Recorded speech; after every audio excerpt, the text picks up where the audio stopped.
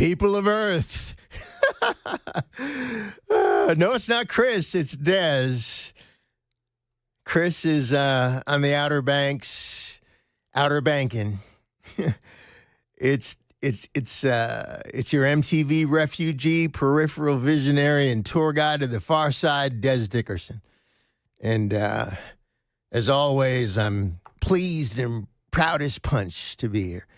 That's for those of you who are too young. That was a guy named Hubert H. Humphrey from the great state of Minnesota, and that was his famous line. But at any rate, producer Jeff on with me today, helping me to not faceplant, and we're looking to set some dumpster fires and get this party started.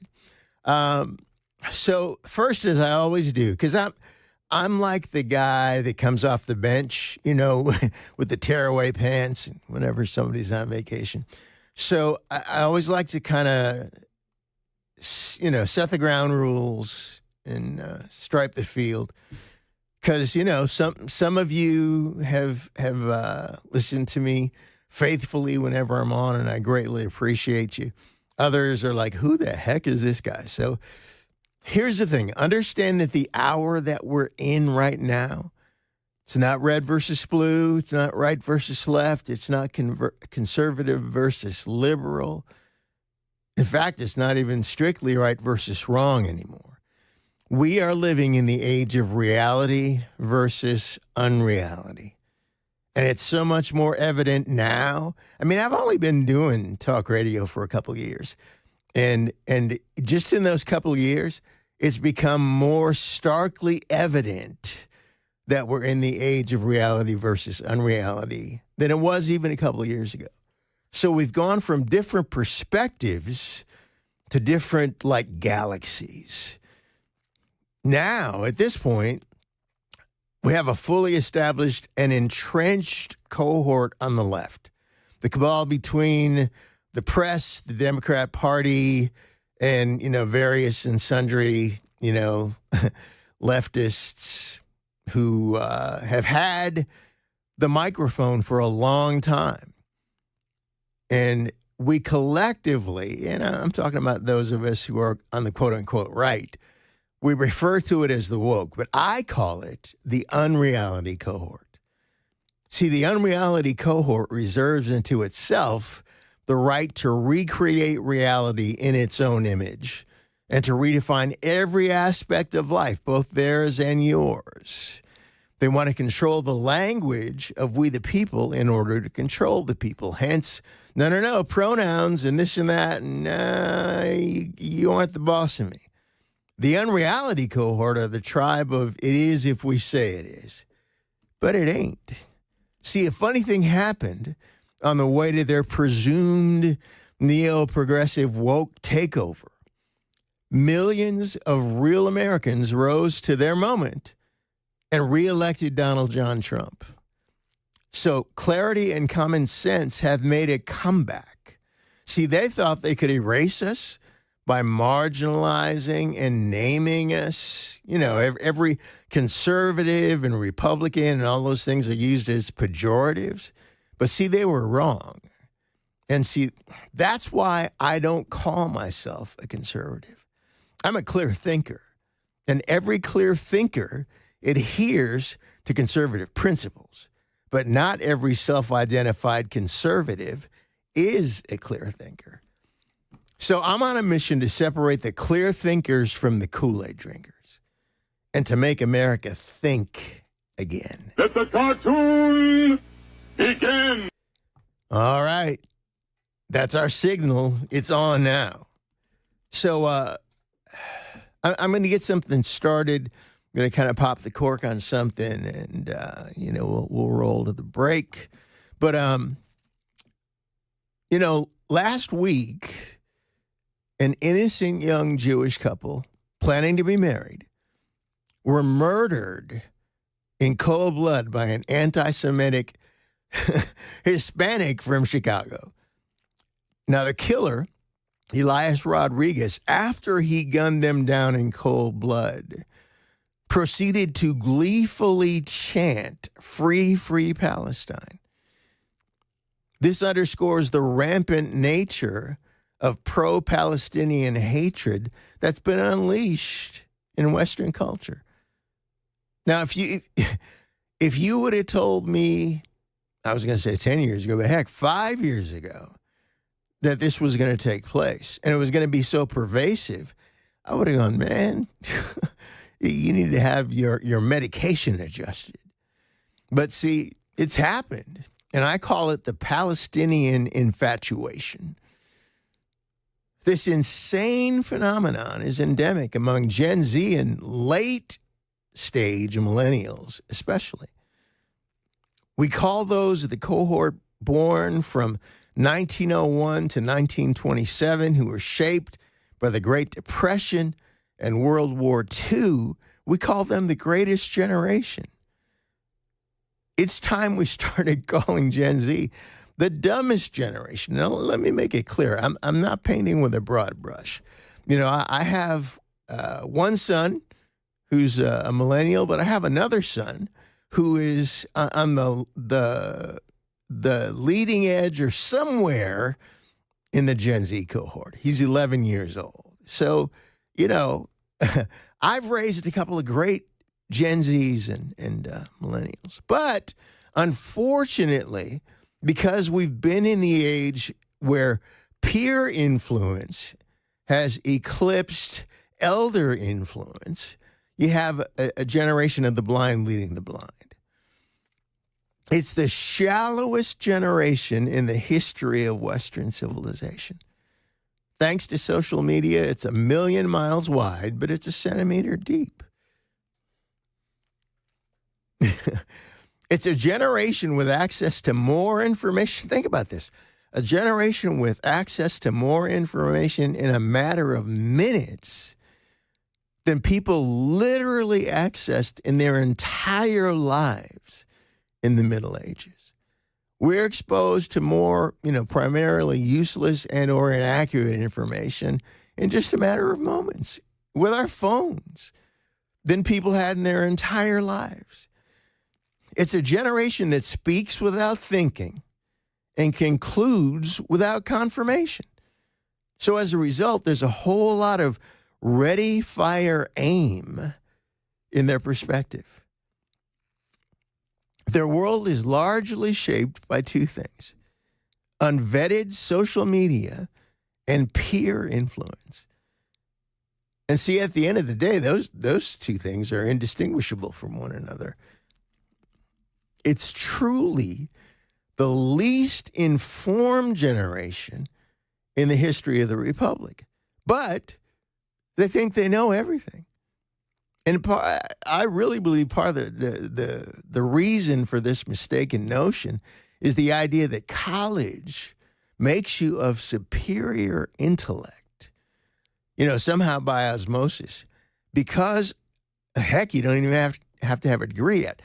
Because I'm in college, I'm a genius. No, you're not. And in fact, depending on which institution of higher insanity you're in, you're being indoctrinated in complete hallucinogenic hooey. So like the scene in The Wizard of Oz where the scarecrow gets smarter just from being given a degree, that's the malady. So in reality, it comes down to simple computer science, garbage in, garbage out. It's a generation that continuously feeds on sewage while believing it's filet mignon. Okay, so that's where we're going. I'm going to go ahead and go to break right now.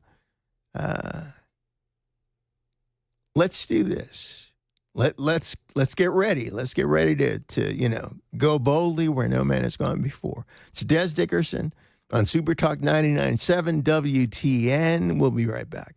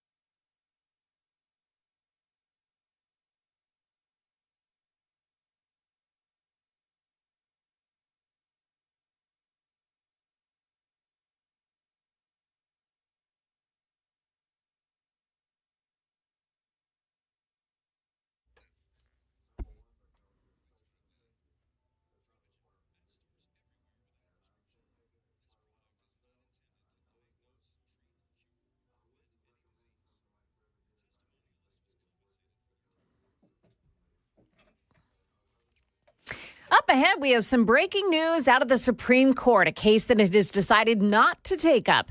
And another prison break, but this one involving someone who knows the prison system well. Those stories coming up here at 9:30 on Super Talk 99.7 WTN.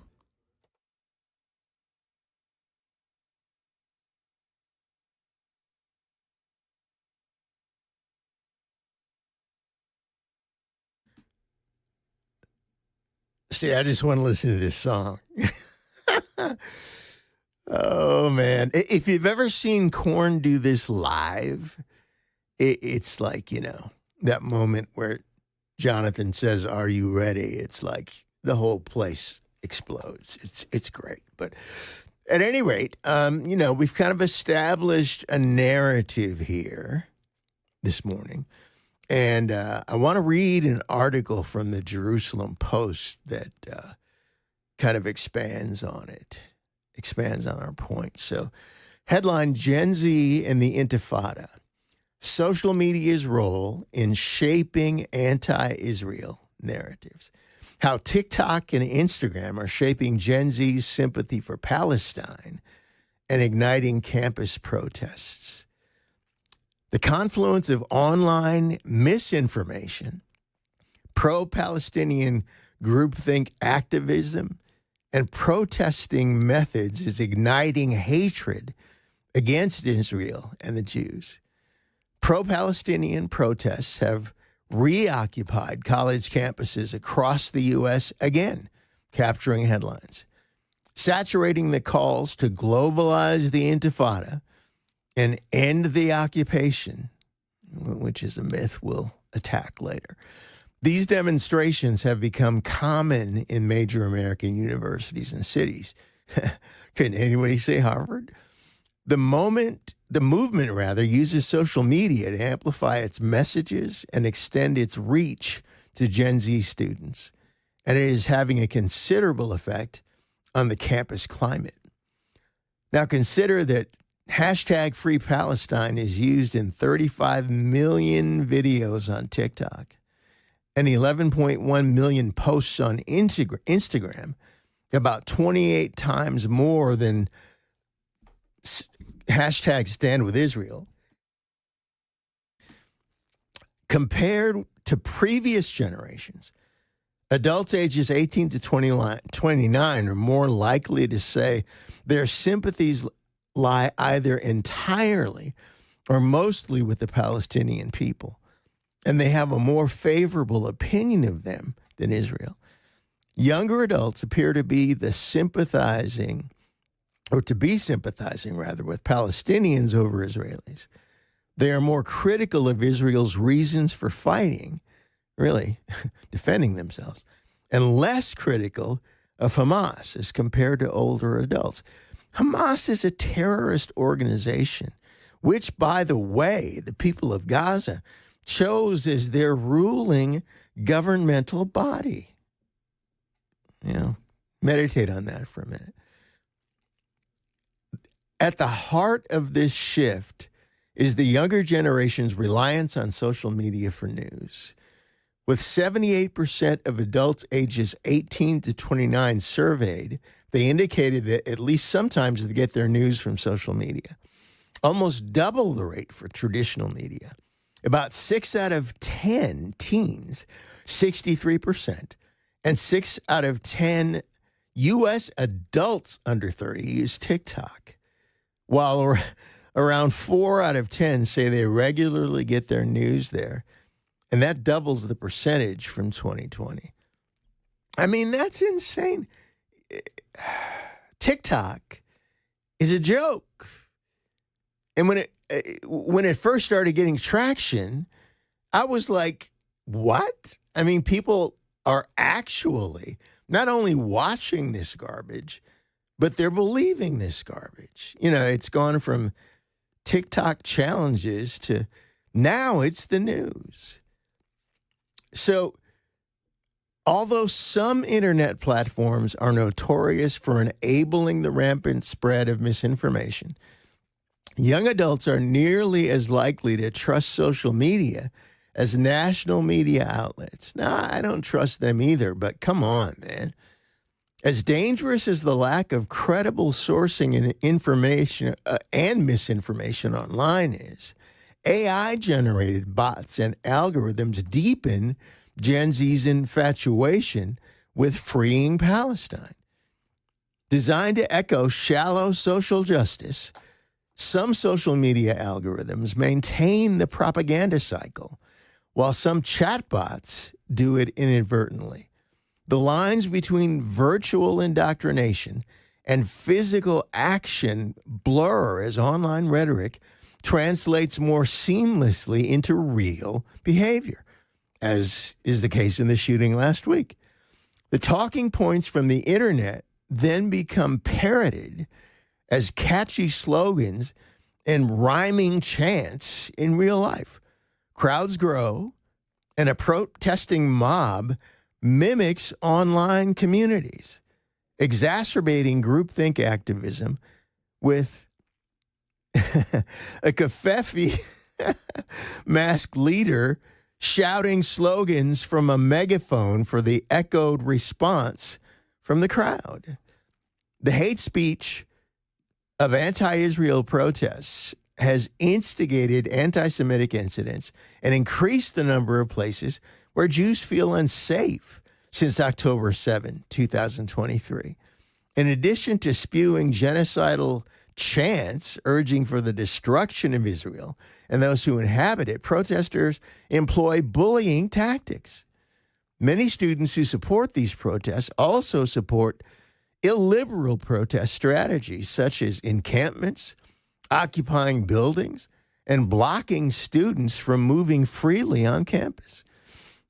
College campuses are filled with slogans and displays calling for an intifada revolution, right to resist, and from the river to the sea.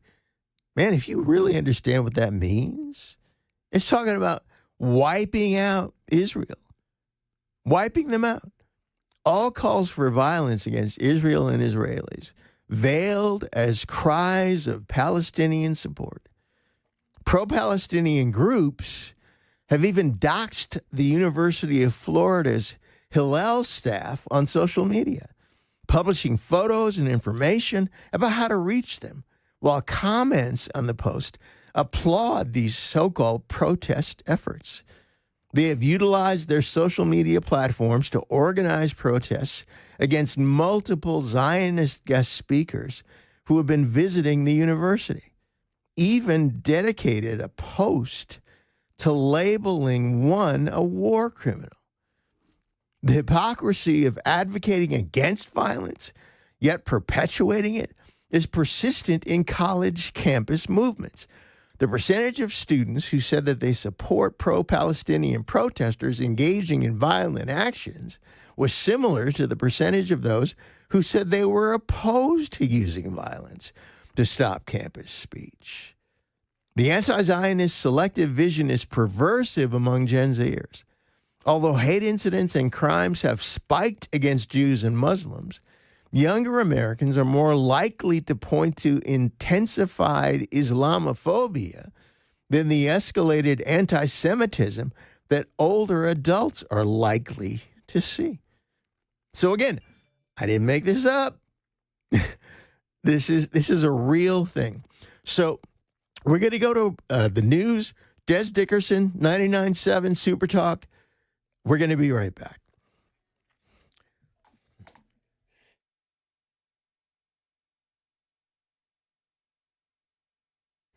Good morning. It's now 9:30. I'm Joan Jones with your top stories. News out of the Supreme Court this morning, which has now declined to hear the case involving a Massachusetts student who was banned from school for wearing a shirt that said there are only two genders. Seventh grader Liam Morrison was sent home from school. His school saying that shirt made his classmates feel unsafe. Only Justices Clarence Thomas and Sam Alito dissented from the decision not to hear that case. Two federal committees conducting an investigation into Nashville Mayor Freddie O'Connell for allegedly aiding and abetting illegal immigration. Tennessee Congressman Andy Ogles making that announcement at an event at the state Capitol building yesterday. Now, among the cases that Congressman Ogles pointed to, three suspects accused of breaking into homes in the Brentwood area.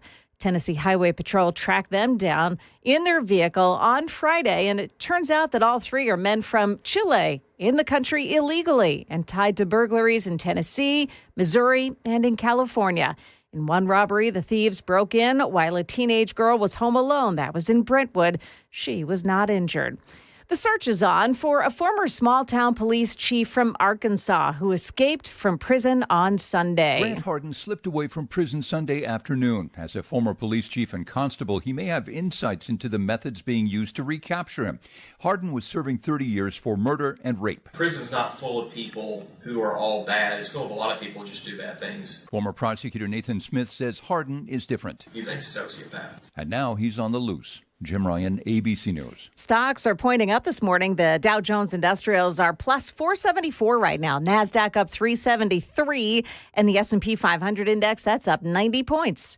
That's the latest news. We've got weather next. I'm Joan Jones, WTN News.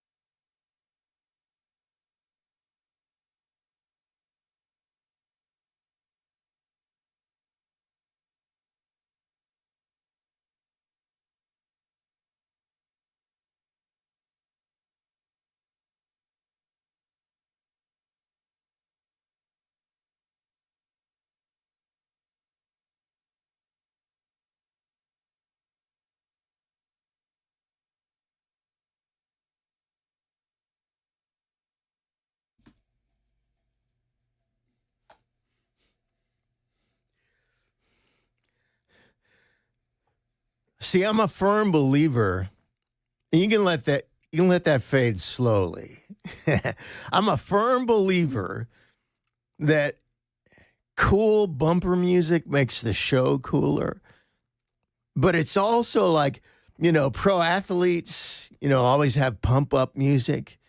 You see guys sitting in the locker room with their earbuds or their headphones on, and they got a playlist that gets them ready to get out there and, bust people in the head. I used to play football back in the days of leather helmets or whatever.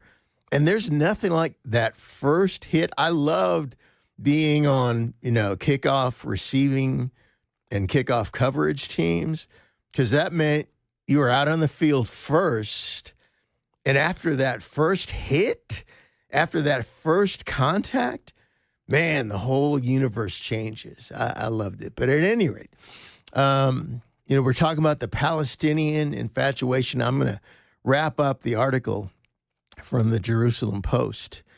Accountability, both personal and collective, is key to fostering an environment of progress, combating misinformation, and preventing toxic influence from spreading.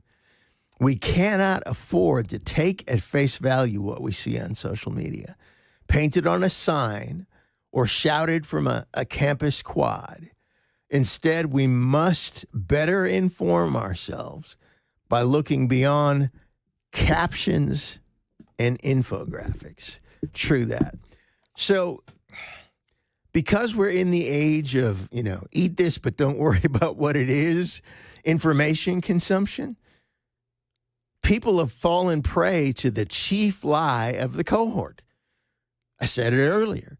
It is if we say it is. The belief that Palestine is an actual aggrieved nation and Hamas is simply fighting back against the evil occupation, the oppressors in Israel, is both evidence of this, but it's also complete crap. See, here's a fact that's not widely known or understood even among so-called conservatives. There's actually no such thing as the nation of Palestine. And I'm going to share another article that lays this out. This is from the Israel National News. Myths and facts. Palestine is a geographical area, not a nationality. Historically, before the Arabs fabricated the concept of Palestinian peoplehood as an exclusively Arab phenomenon, no such group existed. They were known as Arabs of Palestine, a geographical area. Palestine is a name coined by the Romans around 135 CE from the name of a seagoing Aegean people who settled on the coast of Canaan in antiquity, the Philistines. And if you've seen, by the way, there's a great series, I think it's on Amazon, called House of David. It's about King David. Goliath was a Philistine. And it's actually a fascinating, incredibly well-done series. And you don't have to be like, quote-unquote, religious to enjoy it, because it's really historical more than anything. So anyway, the Philistines. The name was chosen to replace Judea as a sign, and Judea is where Jesus came from, as a sign that Jewish sovereignty had been eradicated following the Jewish revolts against Rome. In the course of time, the Latin name Philistia was further bastardized into Palestina or Palestine. During the next 2,000 years, Palestine was never an independent state belonging to any people, nor did a Palestinian people distinct from other Arabs appear during 1,300 years of Muslim hegemony in Palestine under Arab and Ottoman rule. During that rule, local Arabs were actually considered part of it and subject to the authority of Greater Syria. Historically, before the Arabs fabricated the concept of Palestinian peoplehood as an exclusively Arab phenomenon, no such group existed. This is substantiated in countless official British mandate vintage documents that speak of the Jews and the Arabs of Palestine, not Jews and Palestinians. In fact, before local news, or local Jews rather, began calling themselves Israelis in 1948, when the name Israel was chosen for the newly established Jewish state, the term Palestine applied almost exclusively to Jews and the institutions founded by new Jewish immigrants in the first half of the 20th century before the state's independence. Some examples include the Jerusalem Post, founded in 1932, was called the Palestine Post until 1948. I'm trying to pronounce this correctly, Leomi Leazriel, incorporated in 1902, and it was called the Anglo-Palestine Company until 1948. The Jewish Agency, an arm of the Zionist movement engaged in Jewish settlements since 1929, was initially called the Jewish Agency for Palestine. Today's Israel Philharmonic, founded in 1936 by German Jewish refugees who had fled Nazi Germany, was originally called the Palestine Symphony Orchestra, composed of some 70 Palestinian Jews. The United Jewish Appeal was established in 1939 as a merger of the United Palestine Appeal and the fundraising arm of the Joint Distribution Committee. Arabs are not satisfied with one Palestinian political entity, Jordan, where they are the uncontested majority and have the political machinery and the territory for self-determination. Instead, they want an additional state because 21 Arab states are not enough. And one Jewish state is one too many. Now, those are the facts. This idea that there's a Palestinian people and there needs to be a Palestinian state and there needs to be a two-state solution, that's complete nonsense. And it's a result of people not knowing history. You know, there's a saying that if you don't know your history, you won't understand your destiny. That's totally where we are. So the notion of making Palestine free is moronic. It's not a nation. The mindless dopes, covering their faces and taking over student buildings and gathering for massive protests are just so many lemmings. And we've already established that the catalyst for that has been specious social media drivel.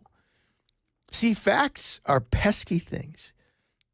Instagram is a vast wasteland of garbage thought that an entire generation believe to be news. And again, it's actually just the blind leading the stupid. At least the middle-aged women, the cougars trolling DMs, kind of trying to use it as a quasi-dating site. At least they have a utilitarian, if depraved purpose for being on Instagram. Outside of that, the fish-faced selfies have more substance than anything on Instagram as a source of valid news or information. Instead of free Palestine, we need a campaign to free a generation from utter stupidity. All right. Des Dickerson with you this morning on Super Talk 99.7 WTN, in for Chris Hand. And again, he's enjoying some vacation time with his family. Looking forward to not only being with you today, but I'll be back in Thursday. So, let's have some fun. Let's learn some things today. Let's upset some apple carts and see where it takes us. Again, Des on Super Talk 99.7 WTN. We'll be back in a minute.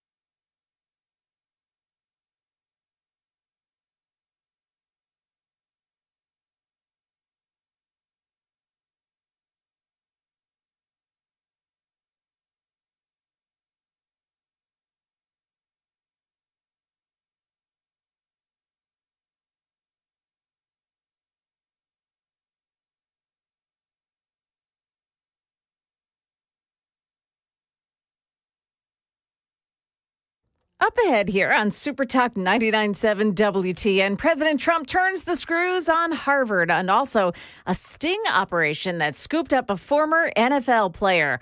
Those stories coming up here at 10 o'clock on Super Talk 99.7 WTN.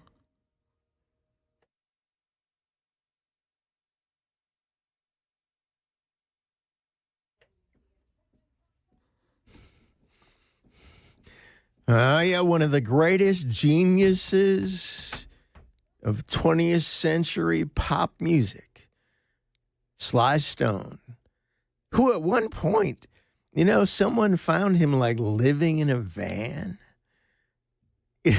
My man had more hits than Mickey Mantle, and through just a lot of bad decisions and a lot of drug use and stuff that, people tend to associate with rock stardom. And, him just not getting paid his royalties, which used to be kind of the norm in the business. He ended up penniless and homeless. But somebody found him and helped him to pursue unpaid royalties, which were like in the millions, and got him off the street. But man, crazy stuff. So, again, Des Dickerson this morning, in for Chris Hand. Glad to be here. Thank you for letting me be myself again. And it's funny because, as I mentioned earlier, I literally did talk radio for the first time like a couple years ago. Never done it before in my life.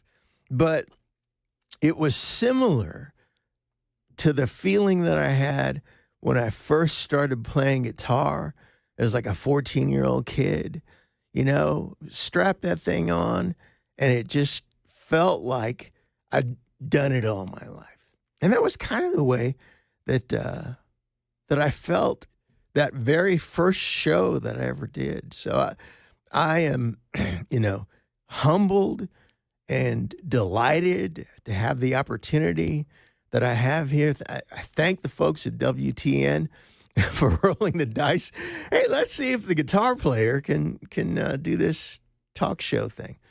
And I'm just happy to be here. So I want to, before we come up to the top of the hour, kind of get us started on our next segment.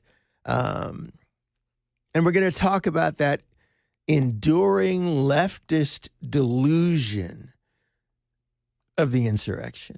And there are a number of sort of hobby horse themes that the left sticks with, even though they've been discredited, disproven, and false. But nonetheless, their political strategy, it will just keep parroting the same nonsense. So any informed American with a fully functioning brain knows and understands that the so-called J6 insurrection was a largely peaceful expression of solidarity by a group of patriots who were, for the most part, led into the Capitol building.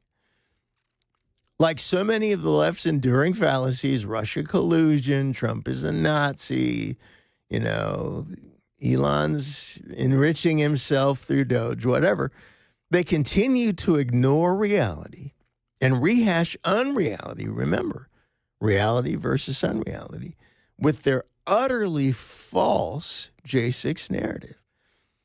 Now, my longtime friend Steve Baker of The Blaze, and Steve and I literally go back like decades. We were both music business guys. And actually, at the time, we were in the Christian music business.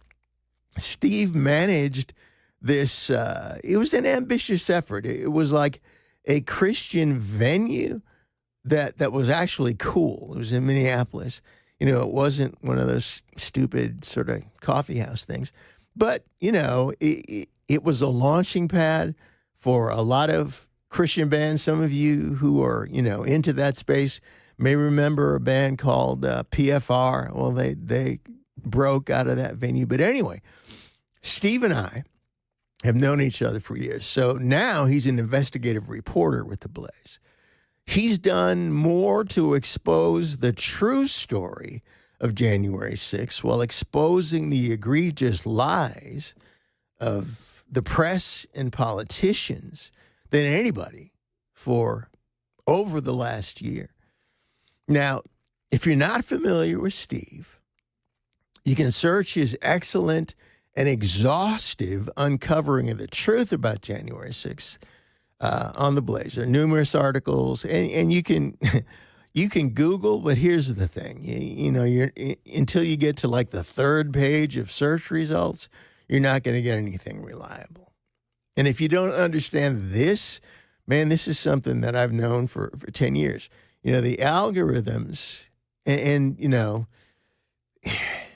every search engine is different. Google is the worst. It's funny. The company that at one time their slogan was, "Don't be evil." They're the most evil of all.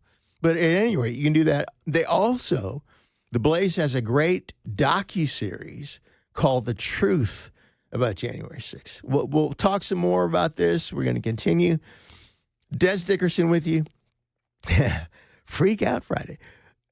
We're going to be back here after the break. Des Dickerson with you on Super Talk 99.7 WTN.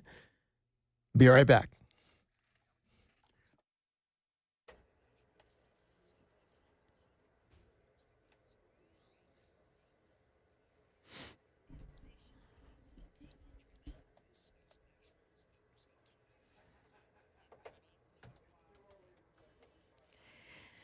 Good morning to you. It's now 10 o'clock, and I'm Joan Jones with your top stories. Breaking news just moments ago. Health and Human Services Secretary Robert F. Kennedy Jr.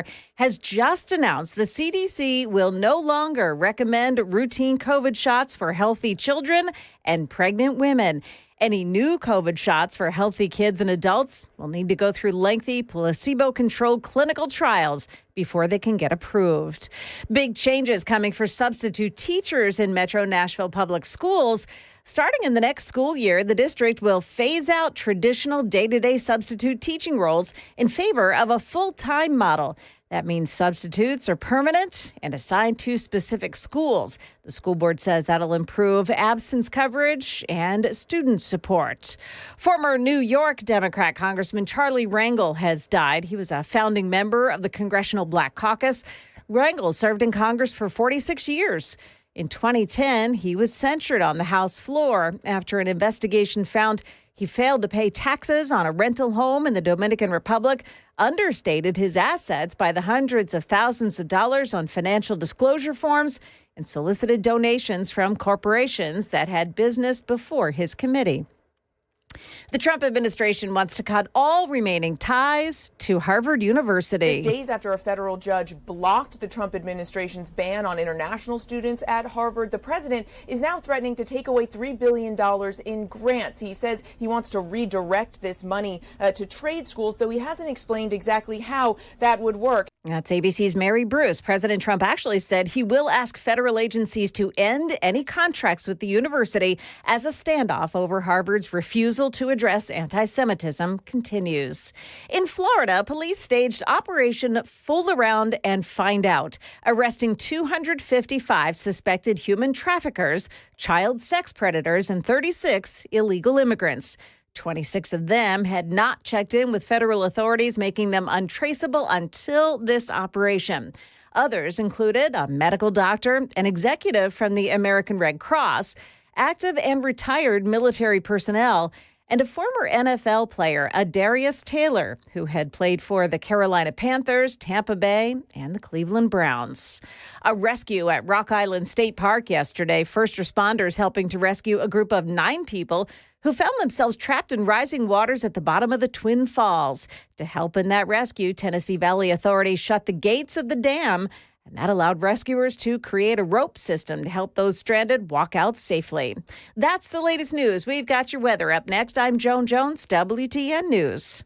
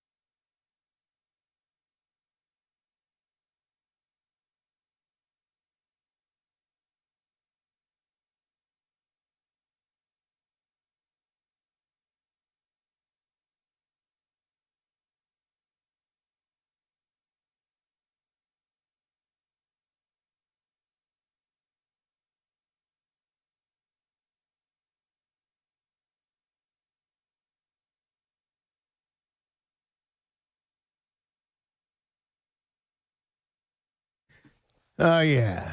The title of this song, and I wish we could play the intro, is "Do You Really Want It?"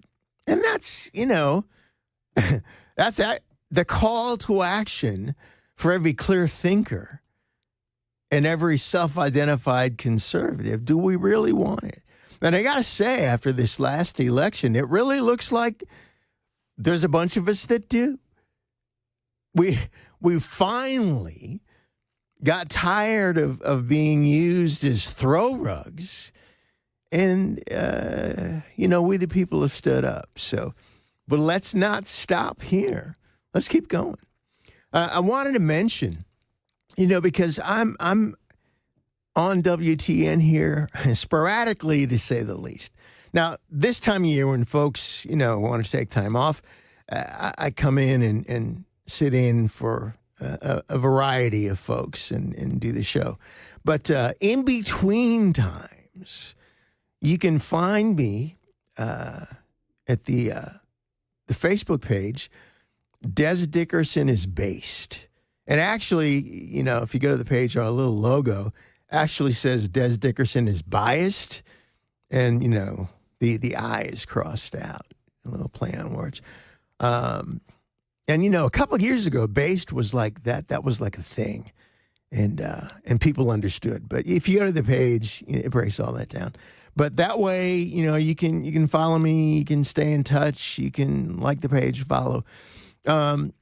It was dormant for a while, but I'm firing it back up, and really like for you to join me there so that in between times we can still be connected, and I can keep messing with your mind even though I'm not on the radio.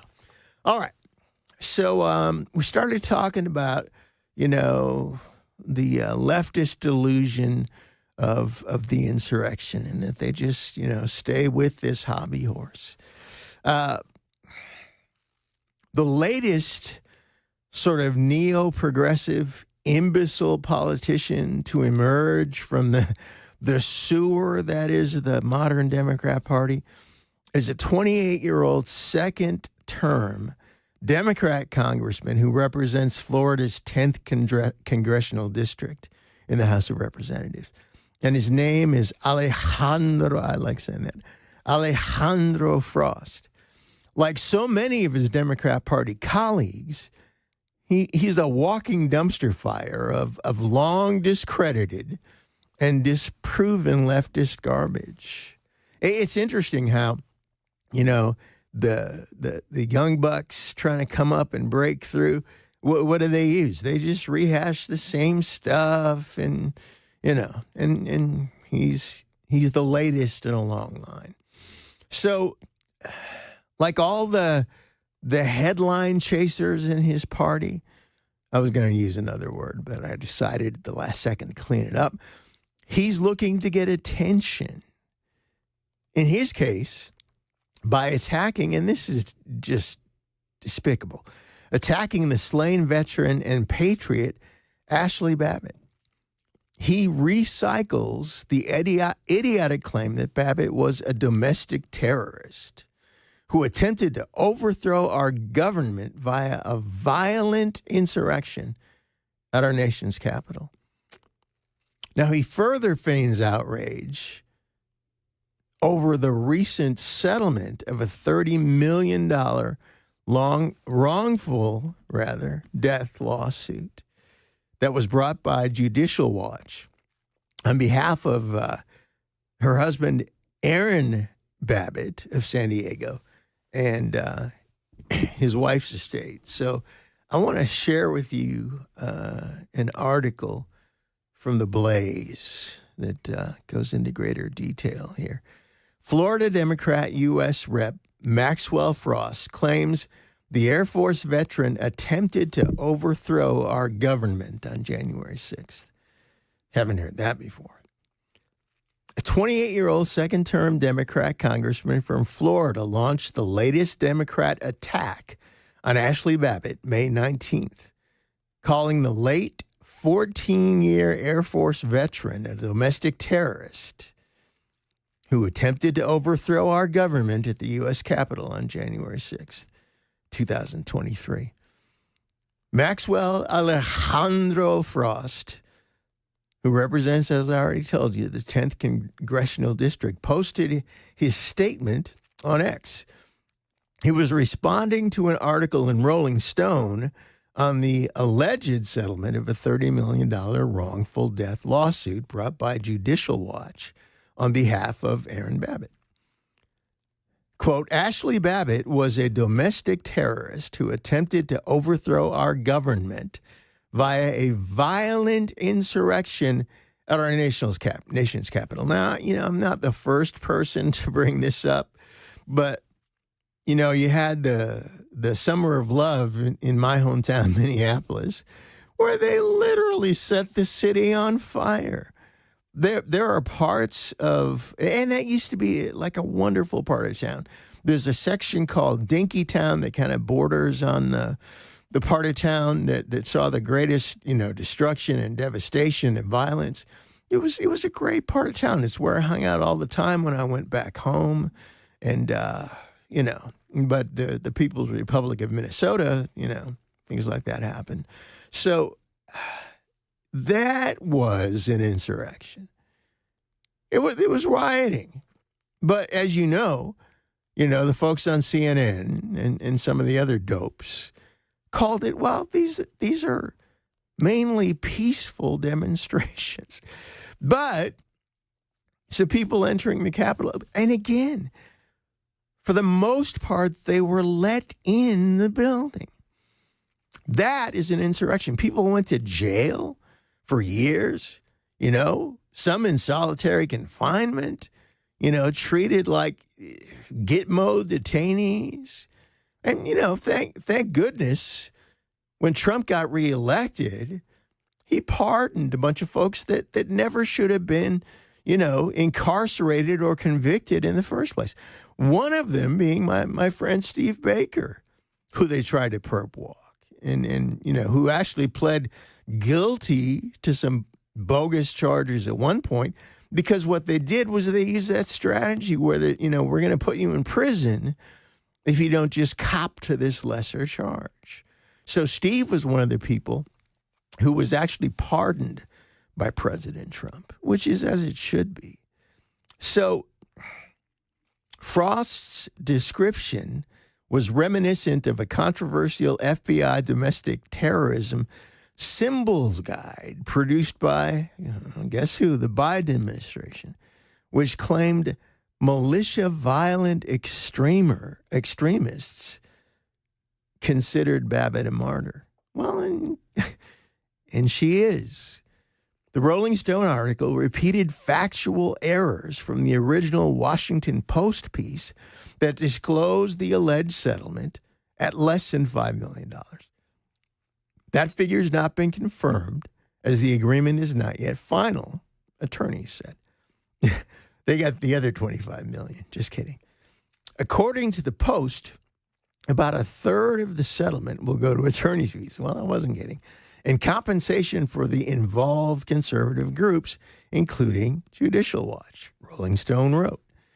This error was made and widely repeated by corporate media, despite May 12th federal court testimony by Babbitt attorney Robert Sticht, stating that Judicial Watch would not receive any fees in the still unsigned settlement in principle. And just so the court knows for the record, and all the press who may be on the telephone, Judicial Watch does not get a fee out of this settlement, the attorney told U.S. District Judge Anna Reyes, who proceeded to scold him for speaking to the press listening on the dial-in audio line. Judicial Watch President Tom Fitton reemphasized the point May 19th on X. Contrary to the additional WAPO report, Judicial Watch is not getting a third or any portion of any settlement. We are representing Ashley's family pro bono. The Rolling Stone article repeated another error made by the Washington Post, claiming Babbitt was shot in the neck. According to the autopsy done by the D.C. Office of the Chief Medical Examiner, Babbitt was shot in the left anterior shoulder by a single bullet from Capitol Police Lieutenant Michael L. Bird's .04 caliber Glock 22 service pistol. In other words, she was shot in the back. Judicial Watch said Frost is well known for self-absorbed antics to gain media attention, even when it does not involve his constituents or the area he was elected to serve in the U.S. House of Representatives.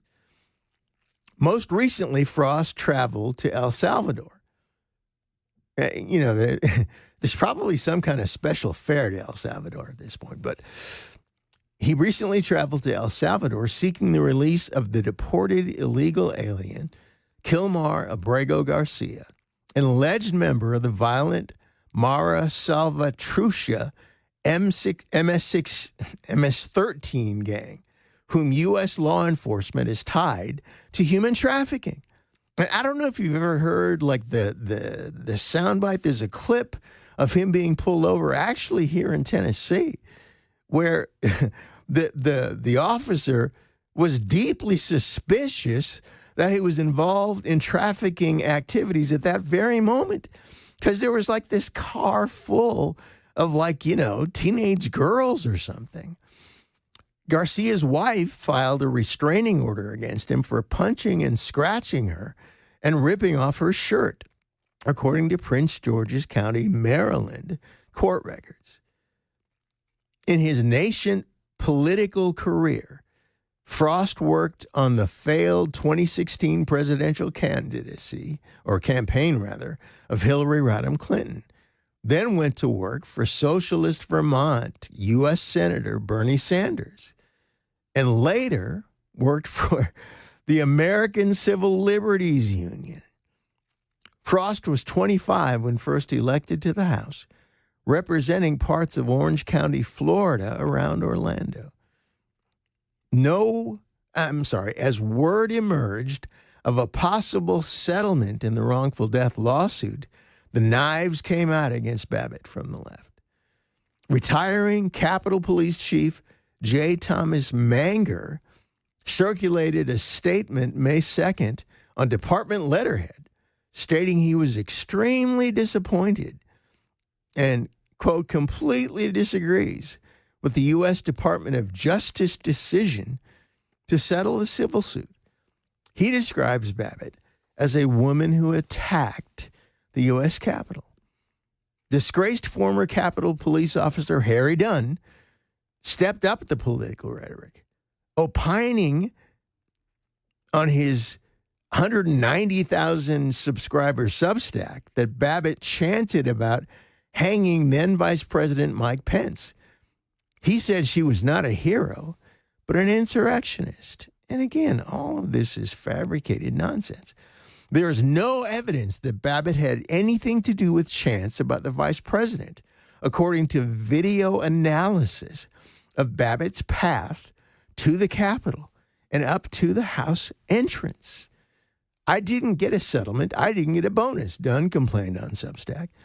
I didn't even get a thank you from many of the people who benefited from our sacrifice. I got threats. I got questioned. I got dragged through hearings in the court of public opinion. I'm still fighting to be heard and to have my full story respected. Well, you get no respect. All you deserve to be is vilified. All right, we're going to take a break. I'm on a roll, but, I got to slow my roll. It's Des Dickerson with you on Super Talk 99.7 WTN, in for Chris Hand. We'll be back.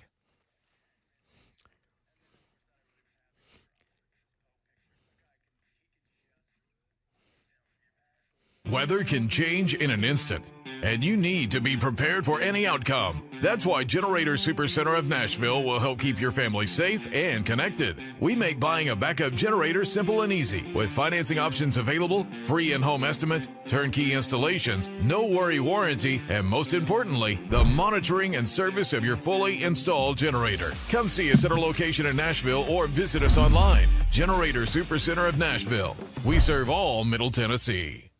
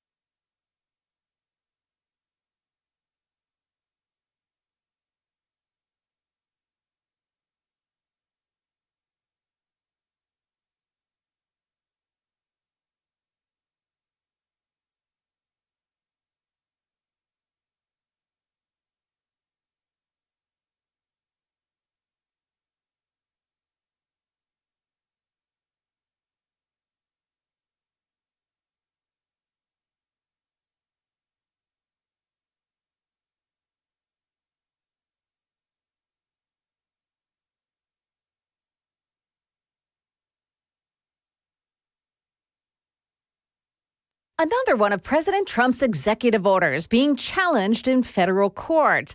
But the Trump effect is being felt at Planned Parenthood. We've got that and more coming up here at 10:30 on Super Talk 99.7 WTN.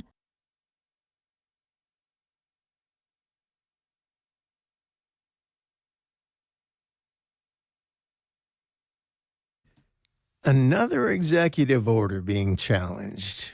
What a novel and surprising idea. We're back, obviously. And I'm reading from an article in The Blaze about this Congressman Maxwell, whoever, from Florida. And they were quoting Harry Dunn, this steaming pile of excrement known as Harry Dunn. It goes on to say, Dunn, a darling of the corporate press and its go-to source for all things about January 6th, never discusses the long list of lies and exaggerations he tells about his actions and behavior on January 6th. Blaze News investigative reporter Steve Baker has chronicled Dunn's losing battle with the truth in a series of videos called A Day in the Life of Harry Dunn. Among the more damning disclosures in the videos is that Dunn and former Capitol Police Special Agent David Lazarus gave false testimonies in the first Oath Keepers trial that ran from September 27th to November 29th back in 2022. Both men described an alleged angry confrontation with members of the Oath Keepers that never took place. Security videos showed that at the time of the alleged confrontation, Lazarus wasn't even in the Capitol. And by the time he reached Dunn, the Oath Keepers had exited the building. Lies, just outright lies. A group of Oath Keepers encountered Dunn at 2:44 p.m. in the small house rotunda on the second floor of the Capitol. Dunn was engaged in an almost frantic shouting match with protesters. In one exchange, Dunn said, "I will take as many of you out as I can before you get me." According to Oath Keeper Kenneth Harrelson, protesters were heard on video calling Dunn a bully with a badge and asking him if he planned to kill us all. Oath Keepers stood in front of Dunn with their backs to him, pushing angry protesters away, the video showed. He falsely told them that police officers were being carted away on stretchers across Capitol grounds. In his first interview with the FBI in May of 2023, Dunn said he allowed the Oath Keepers to stand guard in front of him. But in August 2021, the FBI called him in again, and he changed his story, now claiming the interaction was strictly negative and no one helped him in any way. Given the conflicting stories, Dunn claimed under oath that his negative encounter with men dressed in battle fatigues, ostensibly the Oath Keepers, took place one floor below, in the crypt. Baker's video investigation showed, however, that no Oath Keepers were in the crypt during the entire period. Defense attorney Brad Geyer, who represented the Oath Keepers Oath Keeper Harrelson, at the trial, said the false testimony warranted a, quote, reversal of the convictions. However, U.S. District Judge Amit Mehta took no action after the alleged perjury was revealed. Perjury. Now, I don't know what the penalty for perjury is there, but in the state of Tennessee, the penalty for perjury is up to 1 year in prison. It's a serious offense. You can't just lie, like a high school kid. You can't just do that. Dunn never physically engaged with any rioters and lied about his whereabouts throughout the day, video showed. He apparently fabricated a story about a crowd of 20 30, 40, as many as 50 protesters, led by a Hispanic woman wearing a pink MAGA sweatshirt, chanting the N-word at him in the Capitol. While his fellow officers were battling to clear the rotunda just after 3 p.m., Dunn stood off in a side hallway, chatting with a female officer. His mask and uniform were not soaked with pepper spray, as he claimed, and he didn't engage in hand-to-hand combat with rioters, Baker's investigation found. All right, but we're going to continue after the break, but, they just won't let this go, will they? Des with you on Super Talk 99.7 WTN. We'll be back.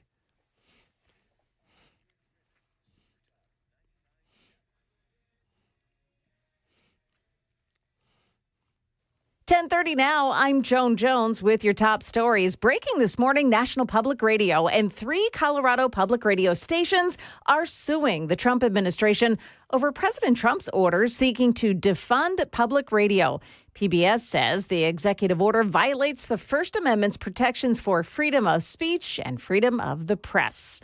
A couple of congressional committees taking a deep dive into the actions of Nashville's Mayor Freddie O'Connell during the recent ICE operation to take violent illegals off the streets. Tennessee Congressman Andy Ogles at an event yesterday saying Homeland Security and Judiciary committees will investigate if federal funds were being used for what he called criminal enterprise, and whether O'Connell's executive order requiring police to report any communications with feds to him is illegal. O'Connell has said he is not worried about it. We are not looking to obstruct any federal or state law. Don't have any reason to be concerned. A freeze in federal funds and a proposed budget cut are leading the way to a closure of 8 Planned Parenthood clinics. Now, those clinics say new state restrictions on abortion are also having an effect on the decision to close 4 out of 6 Planned Parenthood clinics in Iowa and 4 in Minnesota. However, all of those clinics say they'll offer medical abortions instead. The Planned Parenthood affiliate also saying that it would lay off 66 employees. That's the latest news. We've got your weather up next. I'm Joan Jones, WTN News.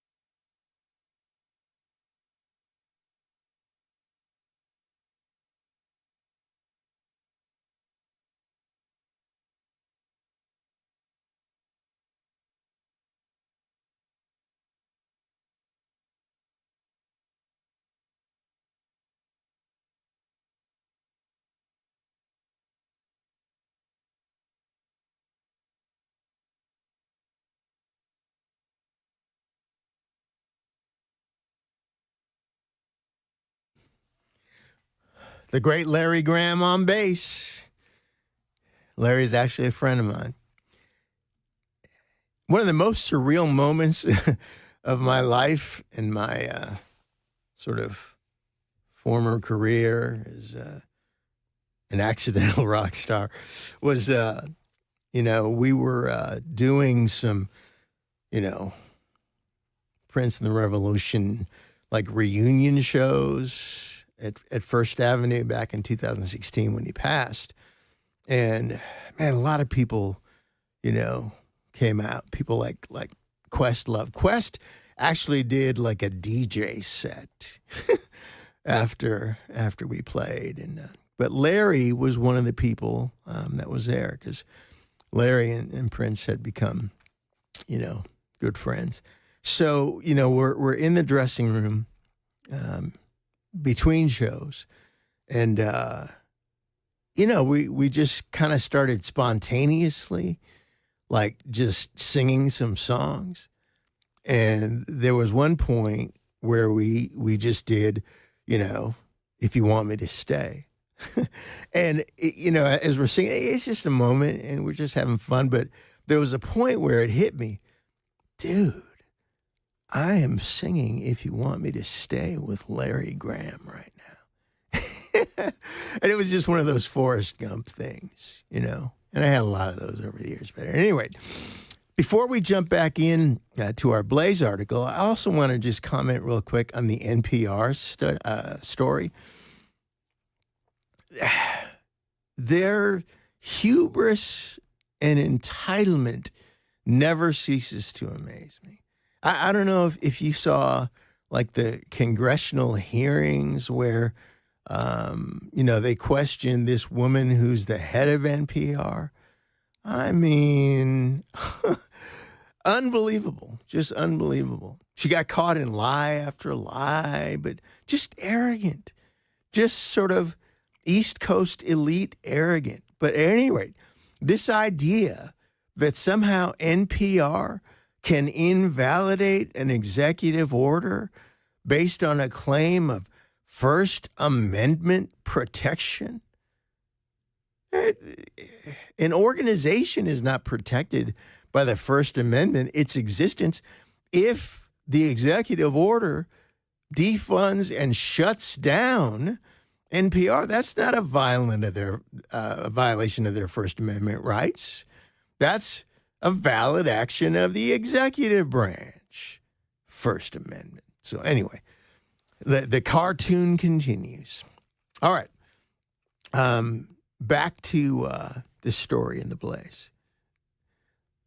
Dunn also lied about lending life-saving aid to protester Roseanne Boyland, helping to carry her lifeless body to an area outside the first-floor office of House Majority Leader Steny Hoyer. Dunn's colleague, Capitol Police Sergeant Aquilino Ganell, also lied about Dunn's role, claiming that the 6'7" private first class, came down from the steep stairs from the crypt to the basement and helped carry Boyland. Metropolitan Police Department body cam proves, however, that Dunn never came down the stairs. When the cart carrying Boyland reached the top of the stairs, Dunn was standing behind other officers at least 15 feet away. He never approached the makeshift gurney carrying Boyland and followed rescuers from a distance. His story about Boyland wearing a blue hoodie that he grabbed to get hold of and lift her never happened. Her hoodie was lost before she was dragged into the Capitol.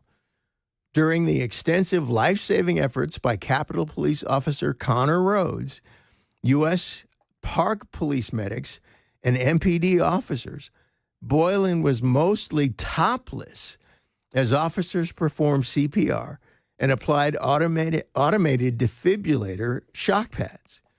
Despite the devastating evidence of Dunn's duplicity, the media continued to feature him, refusing to fact-check his claims, and failing to produce video or other proof backing up Dunn's stories about January 6th. These are all facts ignored continuously by the left. So the two things the ongoing attacks on Babbitt have in common is that they're heavy on hyperbole and narrative, but devoid of facts and evidence. Babbitt didn't riot. She didn't vandalize the building or harm anybody. Yet media have for more than 4 years assailed her as a rioter and insurrectionist that was part of a violent mob. Babbitt, a former military policewoman, did the job that the Capitol Police refused to do. Plain and simple. She did the job that they refused to do. So,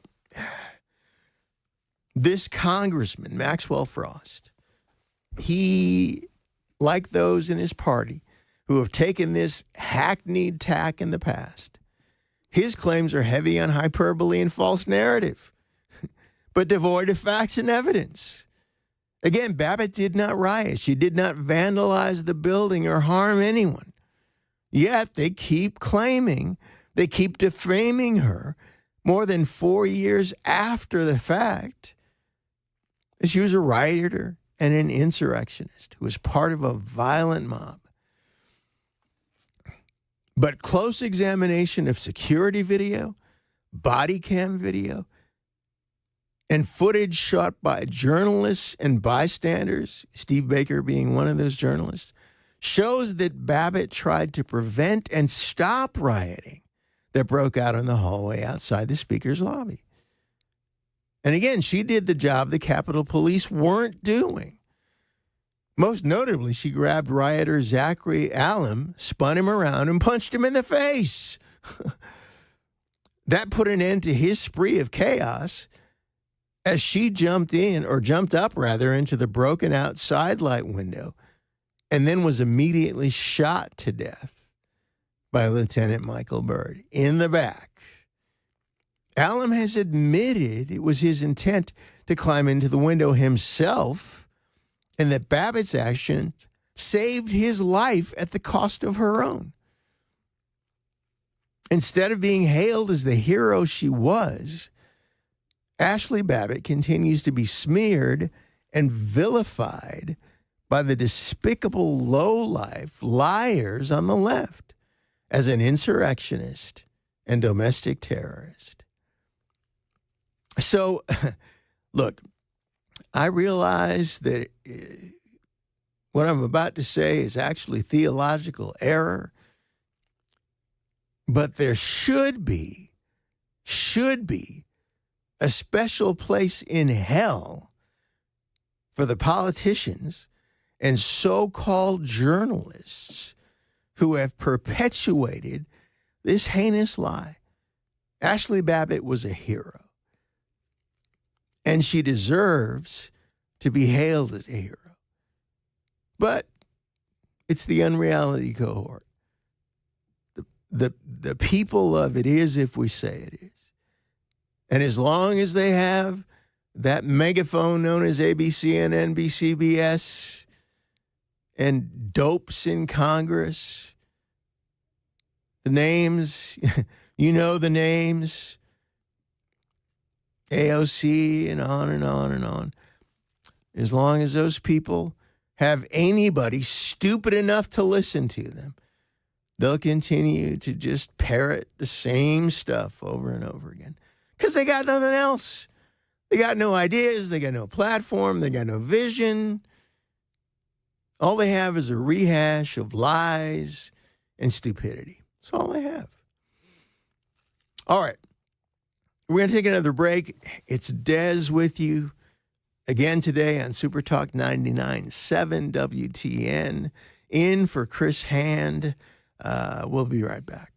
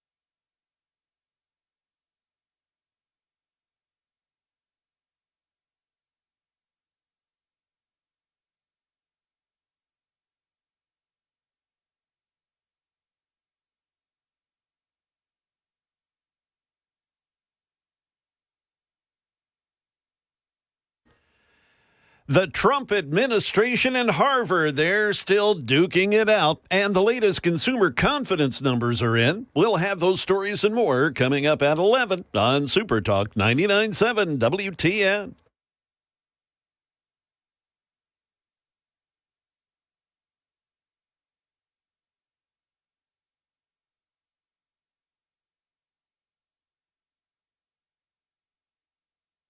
Oh, yeah, My Chemical Romance. Ooh, this song, man. Yeah, you know, I don't know if you realize, but that the band's name, My Chemical Romance, actually refers to heroin addiction. But, you know, just one of those rock and roll factoids. It's Des Dickerson, your MTV refugee, in with you. And speaking of, you know, of rock and roll and, you know, having been an actual rock star, as opposed to, you know, they use the term for anything and everything right now, and having survived to tell the tale, I really had the great privilege and opportunity over these, you know, meet and get to know just folks that were, you know, our peers at the time. But many of them are iconic and, you know, and legendary. But here's the thing, you know, the thing it's been happening for a while. I mean, I started noticing it probably 8-10 years ago. But man, folks are dropping like flies. And on the one hand, you want to think, well, we're not old enough for this to be happening. At least I'm not. But it's happening. So we have lost another great, Rick Derringer, of rock and roll hoochie coo fame,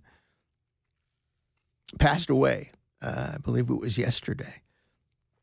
And, you know, it's funny because there's some people that are huge names and they pass away and there's, you know, tears shed, whatever. But then there are other people who have, you know, been influential sometime, some point or other in your life. And, you know, for me, Rick is one of those guys. He was in a band, I think they were called the McCoys.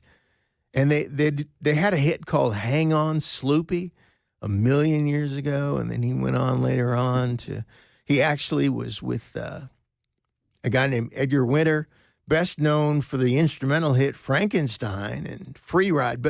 But you know, he, amazing musician, brother of guitar player Johnny Winter. And, you know, Rick was in that band for a while. But Rick, and I don't know if he was here, you know, up to the time of his passing, but Rick moved here years ago. And there was one time, back when I used to live in the Cool Springs area, I used to, you know, do the coffee shop laptop thing. And there was, still is, a Starbucks right there in the heart of Cool Springs. And both of us used to frequent the place. And there was one day when, you know, he came up and said, "Hey, Des, man, it's nice to meet you." And, you know, you don't know who knows who you are or cares. So that was a cool moment. And we had a great conversation. And I would see him there all the time and we would, you know, chit-chat or whatever. But great guitar player, great songwriter. And, you know, we will miss Rick Derringer. I sometimes wonder, because it seems that a lot of the stars and the pop and the rock and roll icons of yesteryear seems like they lived longer, man. I don't know what it is with our cohort, our generation. But, you know, folks, a lot of folks, like, you know, they kind of shuffle off this mortal coil in their 60s, even in their late 50s. And it's just, I wonder sometimes what and why that is. And then you got guys like Pat Boone.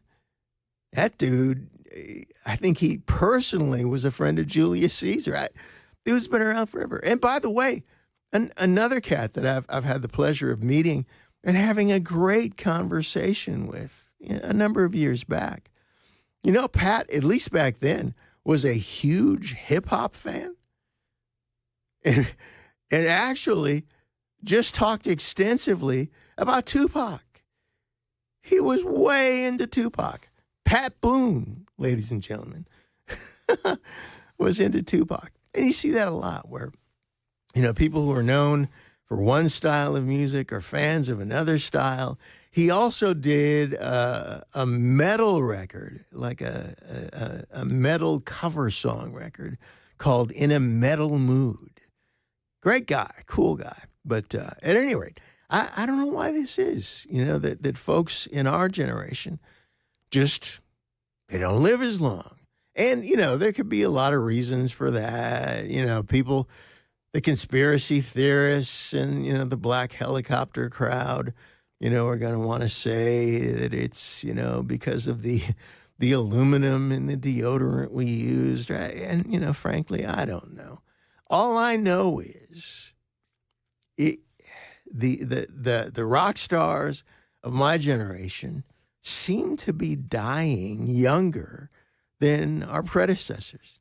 And, you know, it is what it is. And then you got Keith Richards, who I'm convinced after the nuclear holocaust, along with cockroaches, he'll be the only one left.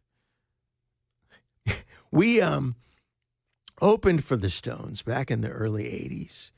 And, you know, they were actually incredible hosts, you know, to the other artists that were opening for them. And I remember sitting at a table with Mick and Charlie Watts for a minute. He was very quiet. He came over and kind of said something in Mick's ear and then took off. But Keith came over for a minute and sat down. And I think this was like, I don't know, 1982 or something. Dude looked like the crypt keeper back then. So, you know, I'm truly amazed that he's still with us because that's a dude that, and, you know, he used to actually get blood transfusions when he was a heroin addict so that fresh blood, he could continue to get high. Dude survived all this stuff and he's still around. Still can't understand a word he says, but he's still around. But anyway, Des with you on Super Talk, in for Chris today and Thursday. So make sure you join us on Thursday. But we're going to take a break, and we'll be back.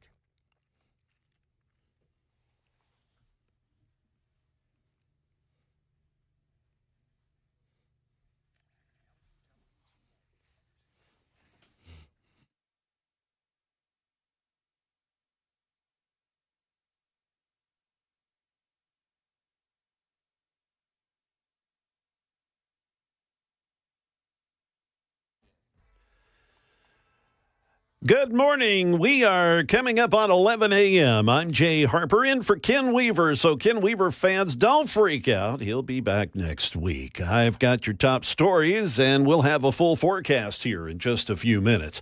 A federal judge today has scheduled a Thursday hearing to decide whether to extend an order that bars the Trump administration from revoking the ability of Harvard to enroll international students.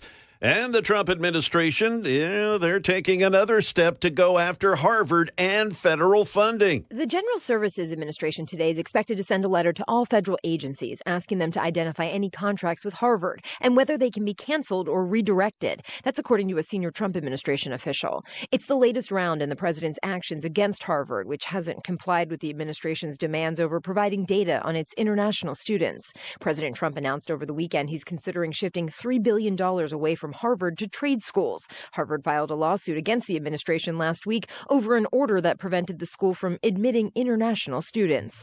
That's ABC's Karen Travers reporting. Americans' faith in the economy has bounced back a little bit, at least from April's historic low. Here's ABC's Jim Ryan. The Conference Board's Consumer Confidence Index measures present attitudes and future expectations. After plummeting to a 13-year low in April, the main number still reflects pessimism, but just not as much pessimism.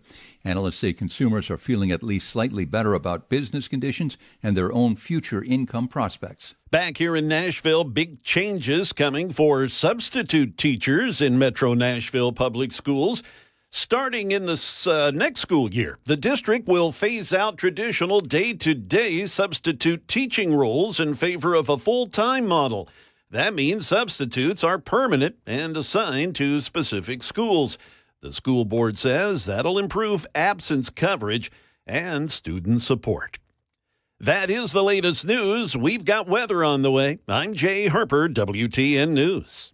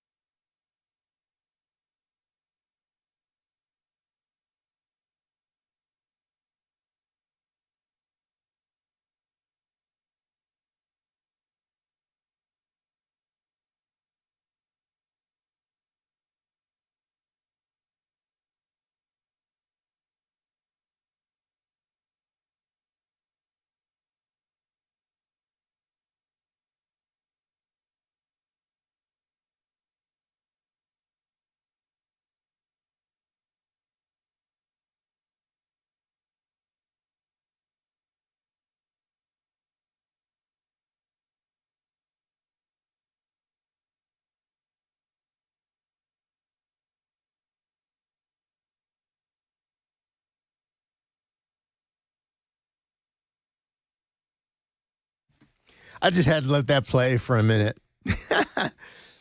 Oh, Seven Dust. If you've never seen Seven Dust live, what's wrong with you? One of the best live bands ever. And lead singer LaJohn Witherspoon is actually from Nashville. I mean, the band has been based in Atlanta forever, but that dude, was talking a little bit, waxing eloquent about, in the rock and roll world, people that we've lost recently, and the fact that seems to be at an increasing clip, but also that there just seems to be this thing where our generational cohort, in the main, seems to be passing away 20 years younger than those that preceded us, which is a bizarre thing. At the same time, though, I got to tell you, I mean, without, dropping any names, some of the folks that are like, reacting in my timeline as I'm on air here, there's some folks that are still with us, and it's cool to see, some folks from other bands and whatever that have tuned in to listen, and quite frankly, some folks that are surprising. And I'm sure, I'm not the only one to quote John Lennon. I can't believe I'm quoting John Lennon, but there are other folks that came out of the rock and roll game that are of a conservative bent. It's like Churchill said. Churchill said that if you're not a liberal when you're young, you have no heart. If you're not a conservative when you're older, you have no brain. And I found that to ring true. But speaking of people that we've lost, over the weekend, we lost not a rock star, but to me, he had kind of the same vibe. We lost Duck Dynasty star Phil Robertson, the Papa Duck. He passed away, I believe it was Sunday. And his daughter-in-law, Corey Robertson, announced his homegoing in an Instagram post. She said, quote, "We're grateful for his life on earth and will continue the legacy of the love of God and love for others until we see him again." So, he was well known as an outspoken Christian, a loving husband, father, grandfather. Duck Dynasty, one of the most unlikely hits in the history of television. It was a hit A&E reality television series, and it made this unlikely family in Louisiana like pop culture icons and TV stars. I mean, Willie Robertson spoke at the RNC convention, for crying out loud.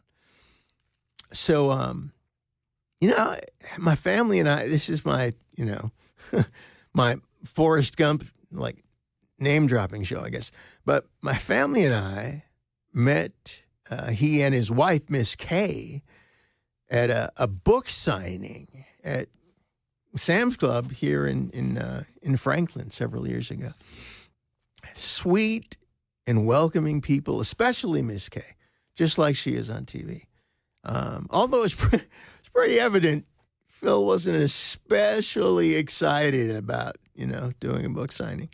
And, I understand. I've done book signings before, and I can't blame him. I mean, because you kind of sit there like a lobster in a case at a restaurant, and you wait for people to come up and talk and, ask you to sign a book. And, some folks want you to sign something very specific that's, almost a chapter long in and of itself. Some folks are really nice and, they want to pose for selfies and stuff. And other people, quite frankly, are idiots, but that's part of the gig. Because, the opportunity to just, make a living doing things like making records and writing books is an extraordinary thing. I'm always struck with Bono's attitude about all this stuff. He understands the art and the importance of being grateful. I remember seeing him on one of the talk shows. Might have been Letterman back in the day, but I remember seeing him on one of the late night shows years ago. And he talked about the fact that, he and the guys in the band, they greatly value and appreciate their audience. He said, because of our audience, we've had the opportunity to live fantastic lives. And they have. And I don't, obviously they're on a level that very few achieve. But at any level, if you have a career of any length in the game, man, it's an amazing thing. And it's also the gift that can keep on giving. I'm on radio right now in part due to the fact that, this thing that started with, some 14-year-old kid wanting to learn to play guitar, it keeps iterating into other phases and other stages. And you're able to take, what you did in your 20s and parlay it, if you work it, parlay it into, other iterations throughout your life. So at any rate, Robertson made his name inventing an innovative duck call for hunters to use in the 70s. And it led to the success of his company, Duck Commander. And if you've watched the show, you know.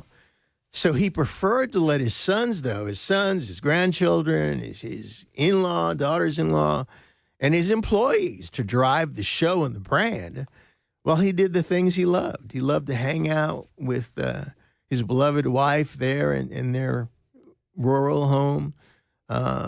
Beautiful place. And he loved to hunt and fish and enjoy the outdoors. So I want to share, actually got a couple of articles because there's a couple of different aspects of his life and who he was, but I want to share something from the Daily Caller. Duck Dynasty star Phil Robertson and the Duck Dynasty star Phil Robertson and the Robertson family patriarch died Sunday at the age of 79. His son-in-law also announced via Twitter, "My dad has gone to be with the Lord today. He will be missed, but we know he's in good hands." I love that. "And our family is good because God is very good. And we will see him again." That was his son, Jace. Robertson made his name again inventing this duck call, starting this company, Duck Commander, back in the 70s. But then he became famous. He and the family became famous for their portrayal in the reality show, Duck Dynasty, which aired in the 2010s.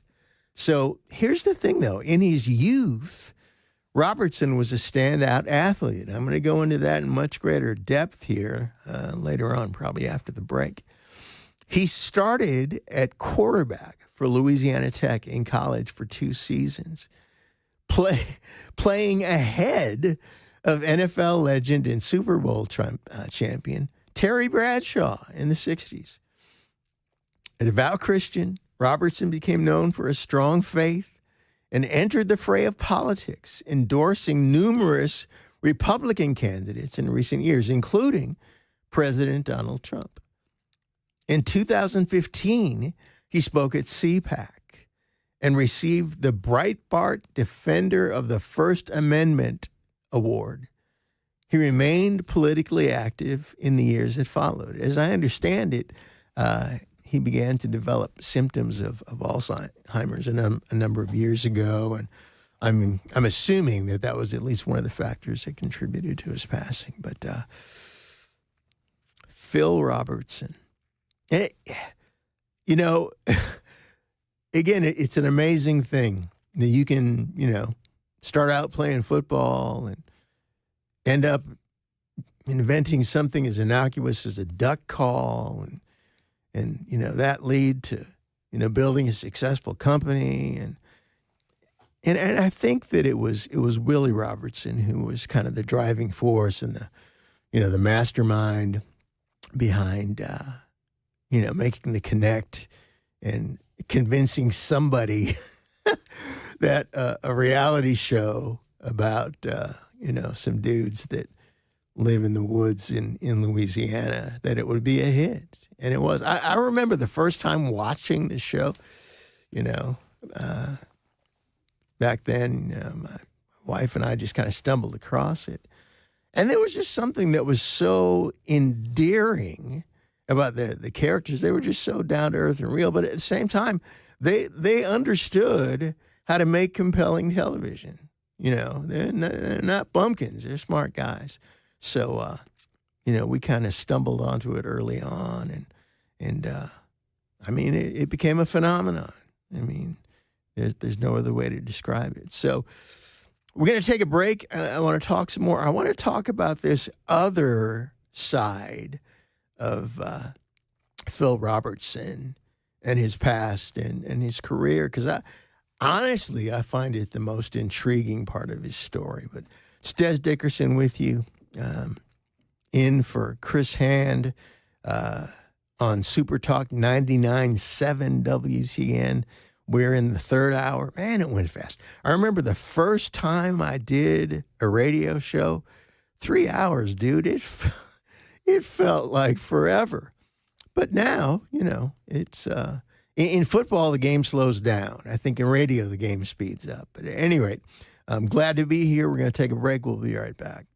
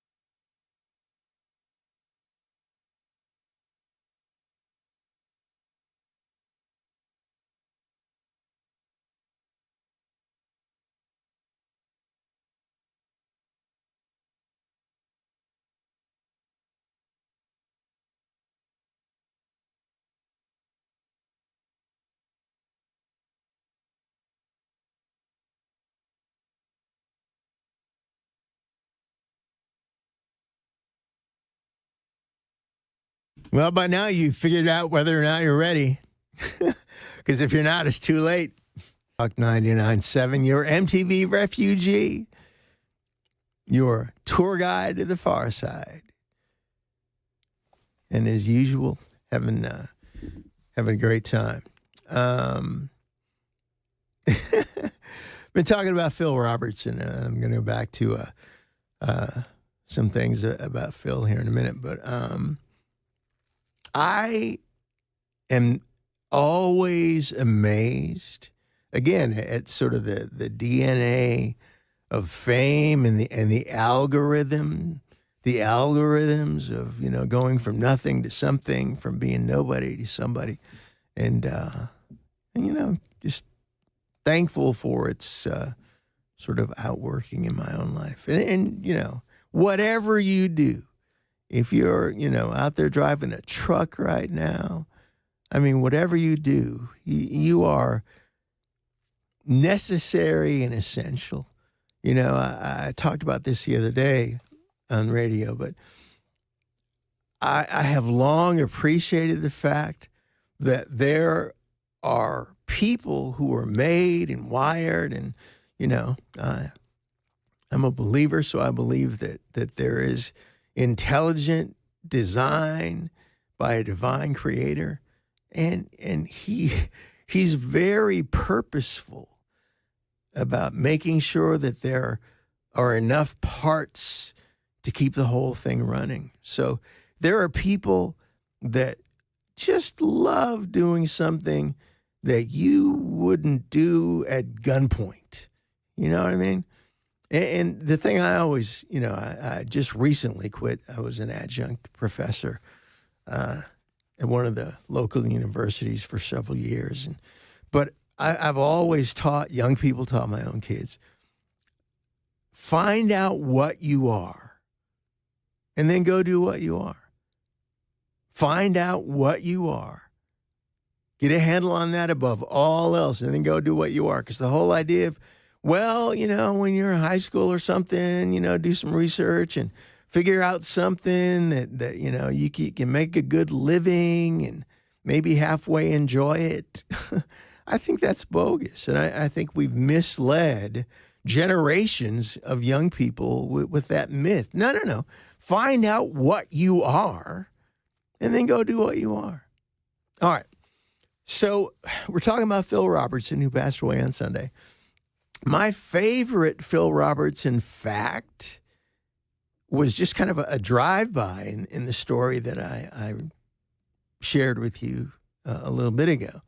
And yeah, he was a star athlete, and he actually started ahead of, Hall of Famer Terry Bradshaw for 2 years in college. But here's the thing.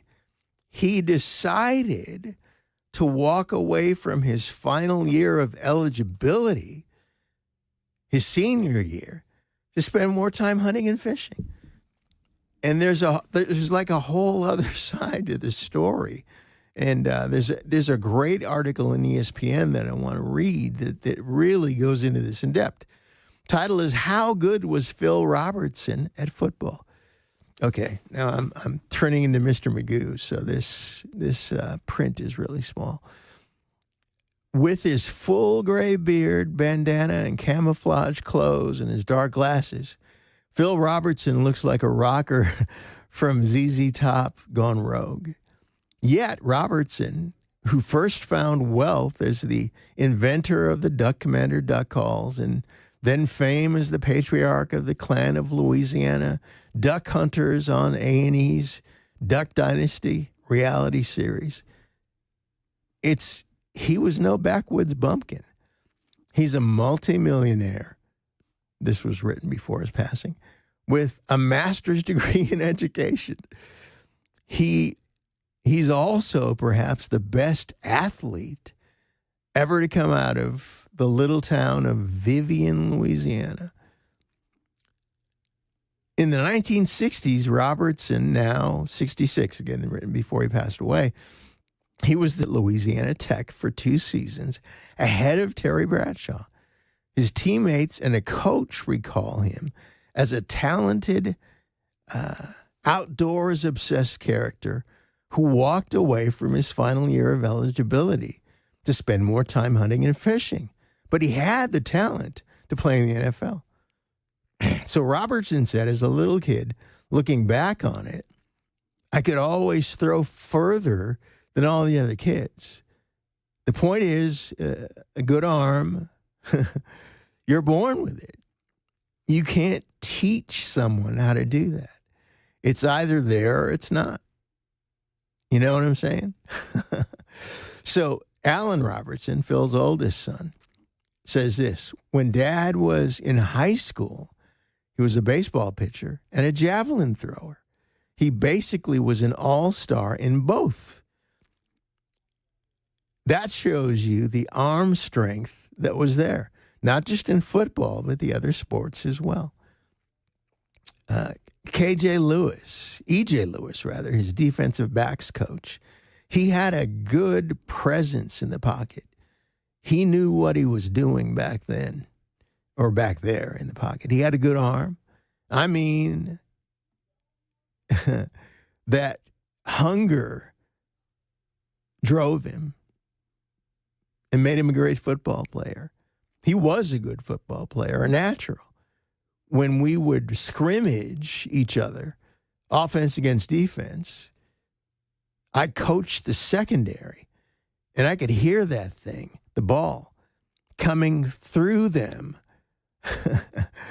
like a missile. It was ripping. And you know what?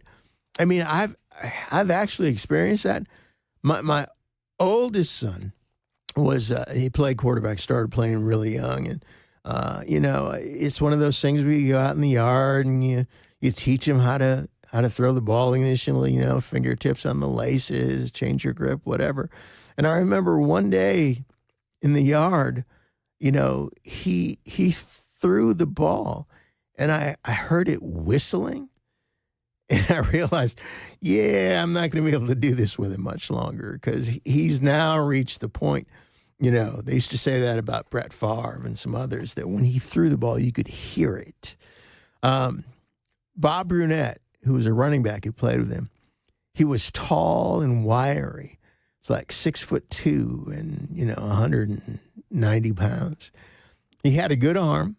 Probably could have played at the next level in some capacity.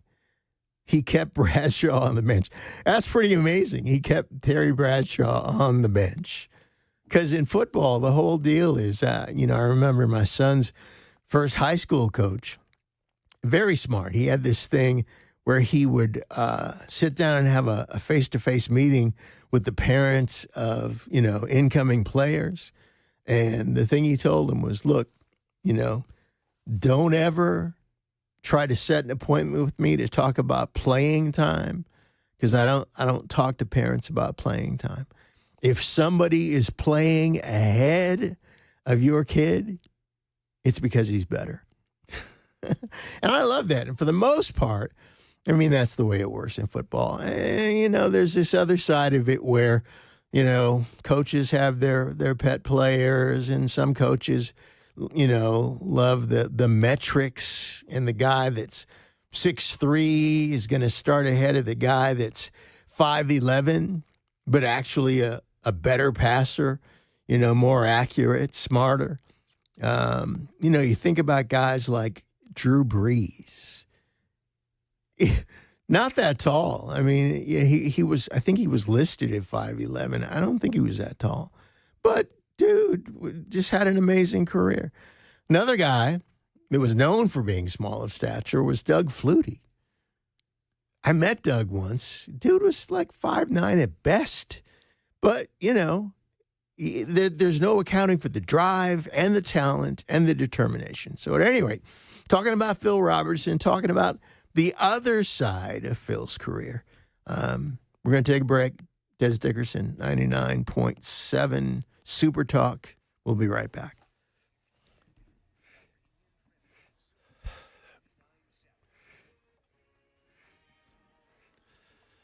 Good morning. It's 11:30. I'm Jay Harper with your top stories. We'll have a somewhat wet forecast for you in a few moments. The nation's leading public radio outfit has filed a lawsuit against President Trump over his executive order that aims to zero out federal support for NPR and PBS. ABC's Stephen Portnoy reports. The lawsuit is filed in federal court here in D.C. by NPR and its key stations in Colorado. They argue the president has no authority to direct the Corporation for Public Broadcasting to end its funding for NPR and PBS, that amounts to textbook retaliation and viewpoint-based discrimination, violating the First Amendment. The executive order Trump signed earlier this month accuses the two networks of offering biased and partisan news coverage, a charge they both deny. Back here in Nashville, two federal committees are conducting an investigation into Nashville Mayor Freddie O'Connell for allegedly aiding and abetting illegal immigration. Tennessee Congressman Andy Ogles saying at an event at the state capitol building yesterday that Homeland Security and Judiciary committees will look into the mayor's executive order requiring employees, including police, report any communication with feds to him. They'll also look into whether or not the city used federal dollars in criminal enterprise related to immigration. The Madison County Fire Department here in Tennessee responded to a mass casualty crash involving a Greyhound bus on Memorial Day. First responders arrived at the crash on Highway 70 and began to help those that were involved. The Madison County Fire Department labeled the event as a, quote, mass casualty incident in an online post. They said the crash involved 39 patients, 27 of whom were transported from the scene of the crash by ambulance. They say that the response to the crash is ongoing, and they're still asking drivers to avoid that area. We'll keep you updated on that situation. That is the latest news. Weather is next. I'm Jay Harper, WTN News.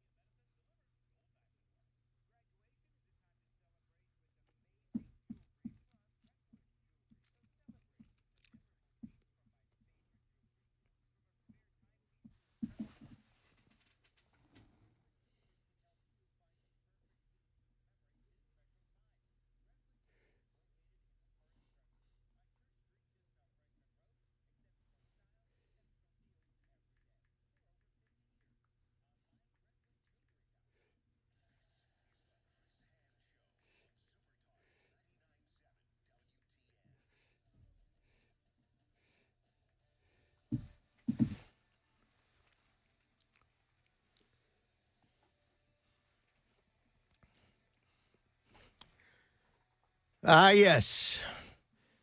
We have rounded the clubhouse turn, headed toward the 19th hole here in a minute. I mean, not literally. I'm not going to have a beer at noon.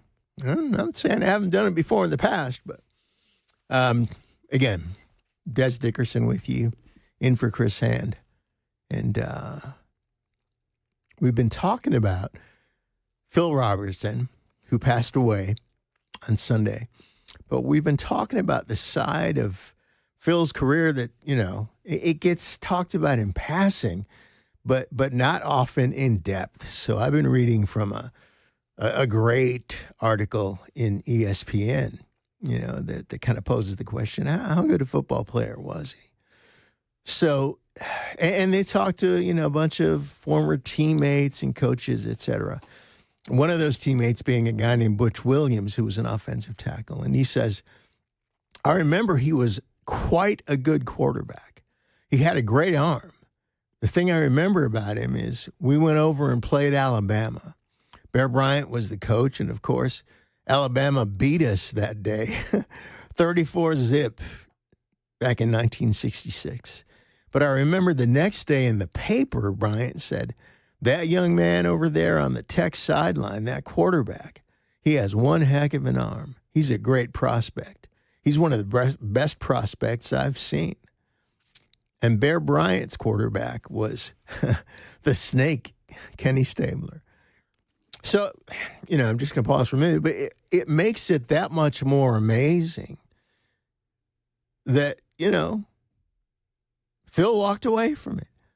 Had natural ability, acknowledged himself that, that's something you're given, that you can't learn that.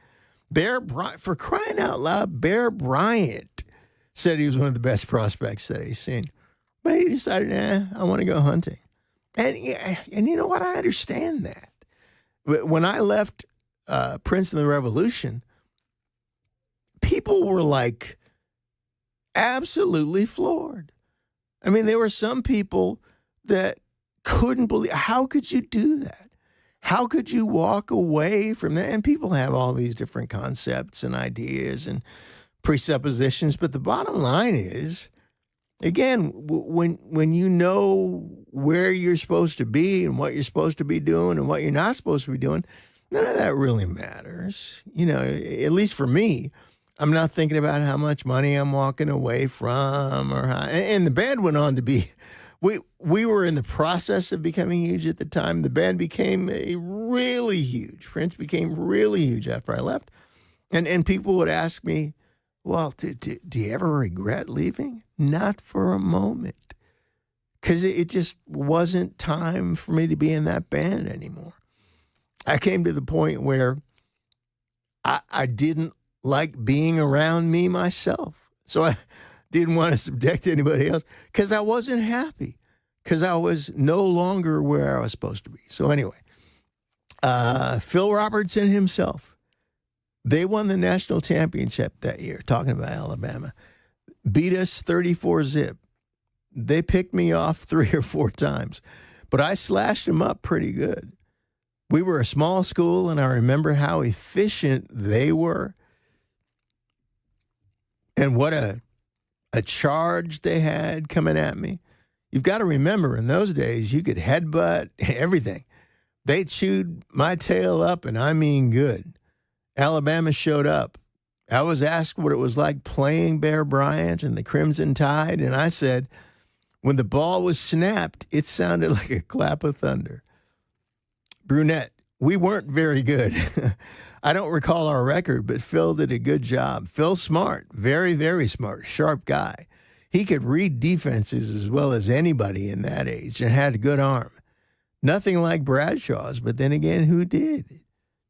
Phil Robertson again. I had the arm. The ability was there. Bradshaw probably had me a little more on distance.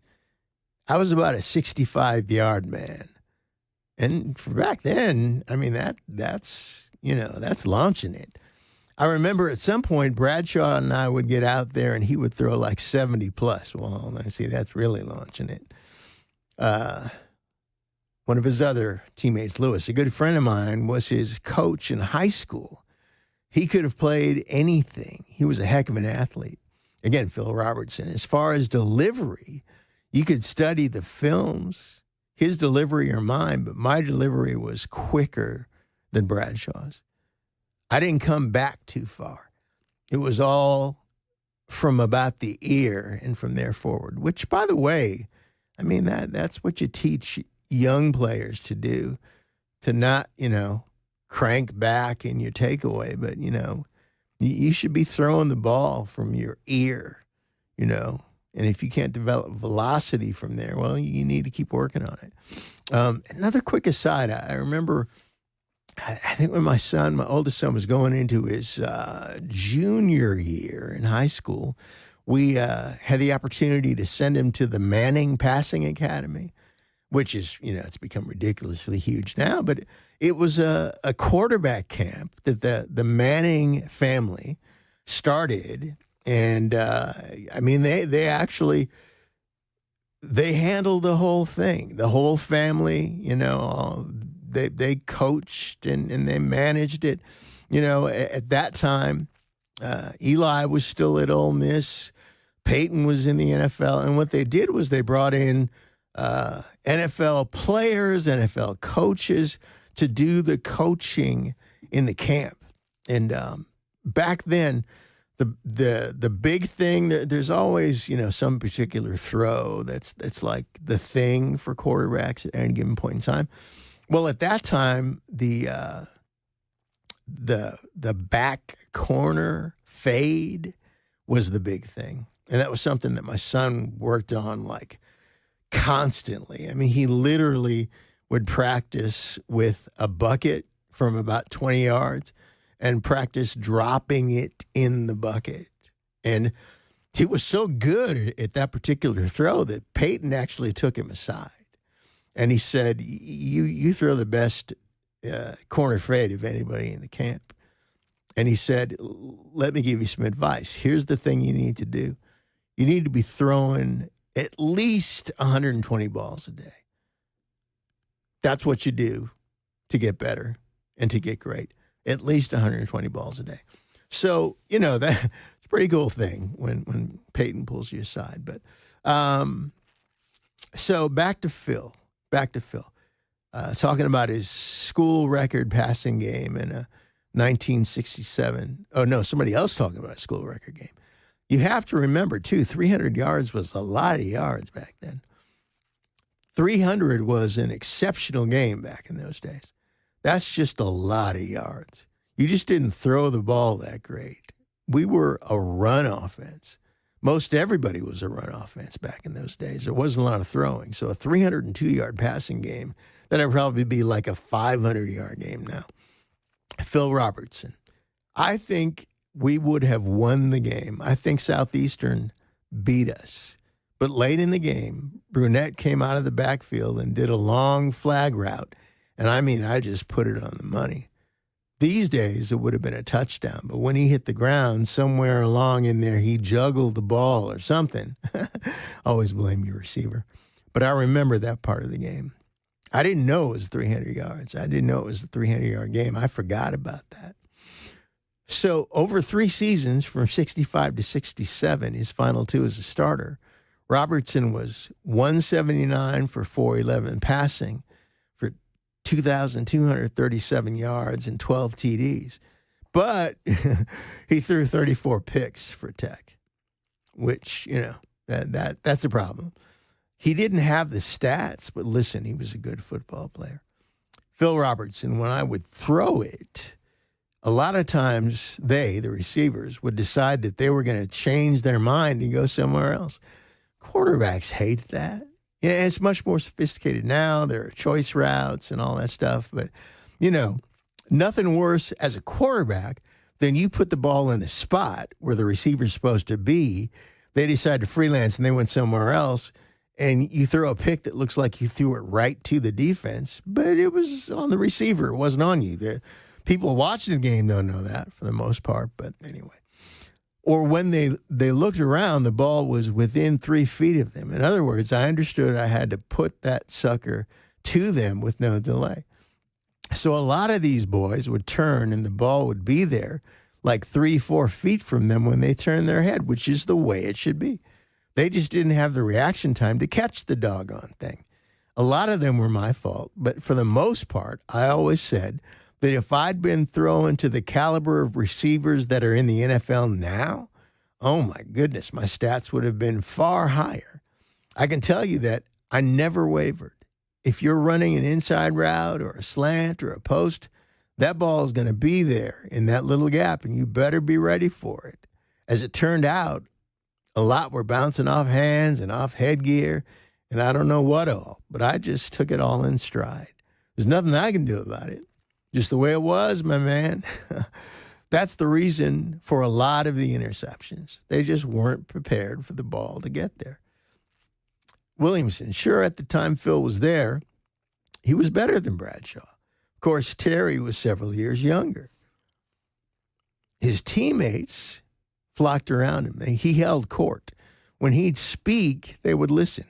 I guarantee, I don't want to say he was funny, but he knew how to tailor the conversation to the crowd. He was a good leader. Williams, he was very well liked. He was just an old country boy. He was just an old country boy then, like he is now. His main interest was not quarterbacking. His main interest was hunting and fishing. And the thing I remember about Phil, Coach Joe Aylett would make him come over and spend the night with him before the game, where he wouldn't get up and go duck hunting at 4 o'clock in the morning. So he'd have his mind on the ball game instead of hunting and fishing. That's just the way Phil was. When you see what you see when you watch him on TV, that was Phil. That was no put on. That was Phil.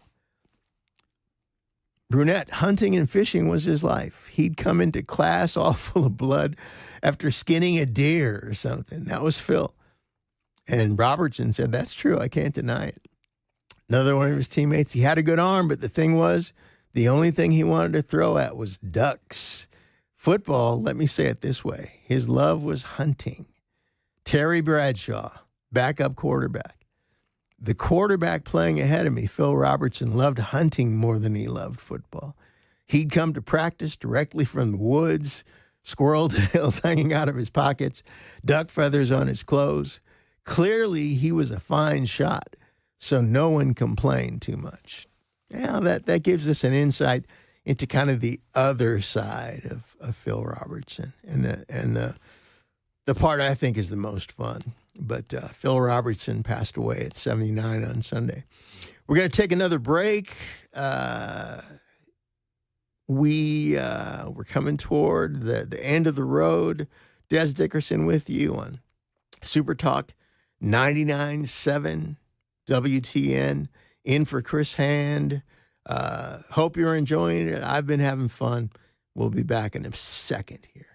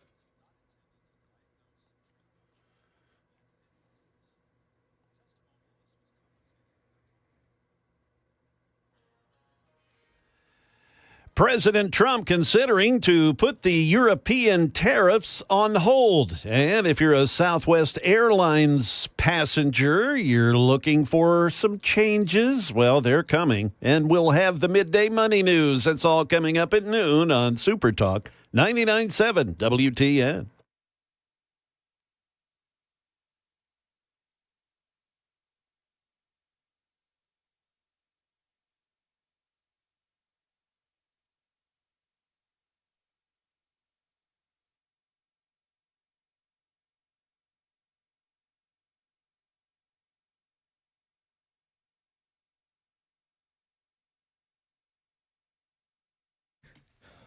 All right. You know, we got a couple minutes, and I want to read one more quote from Phil Robertson, because this really kind of sums him up.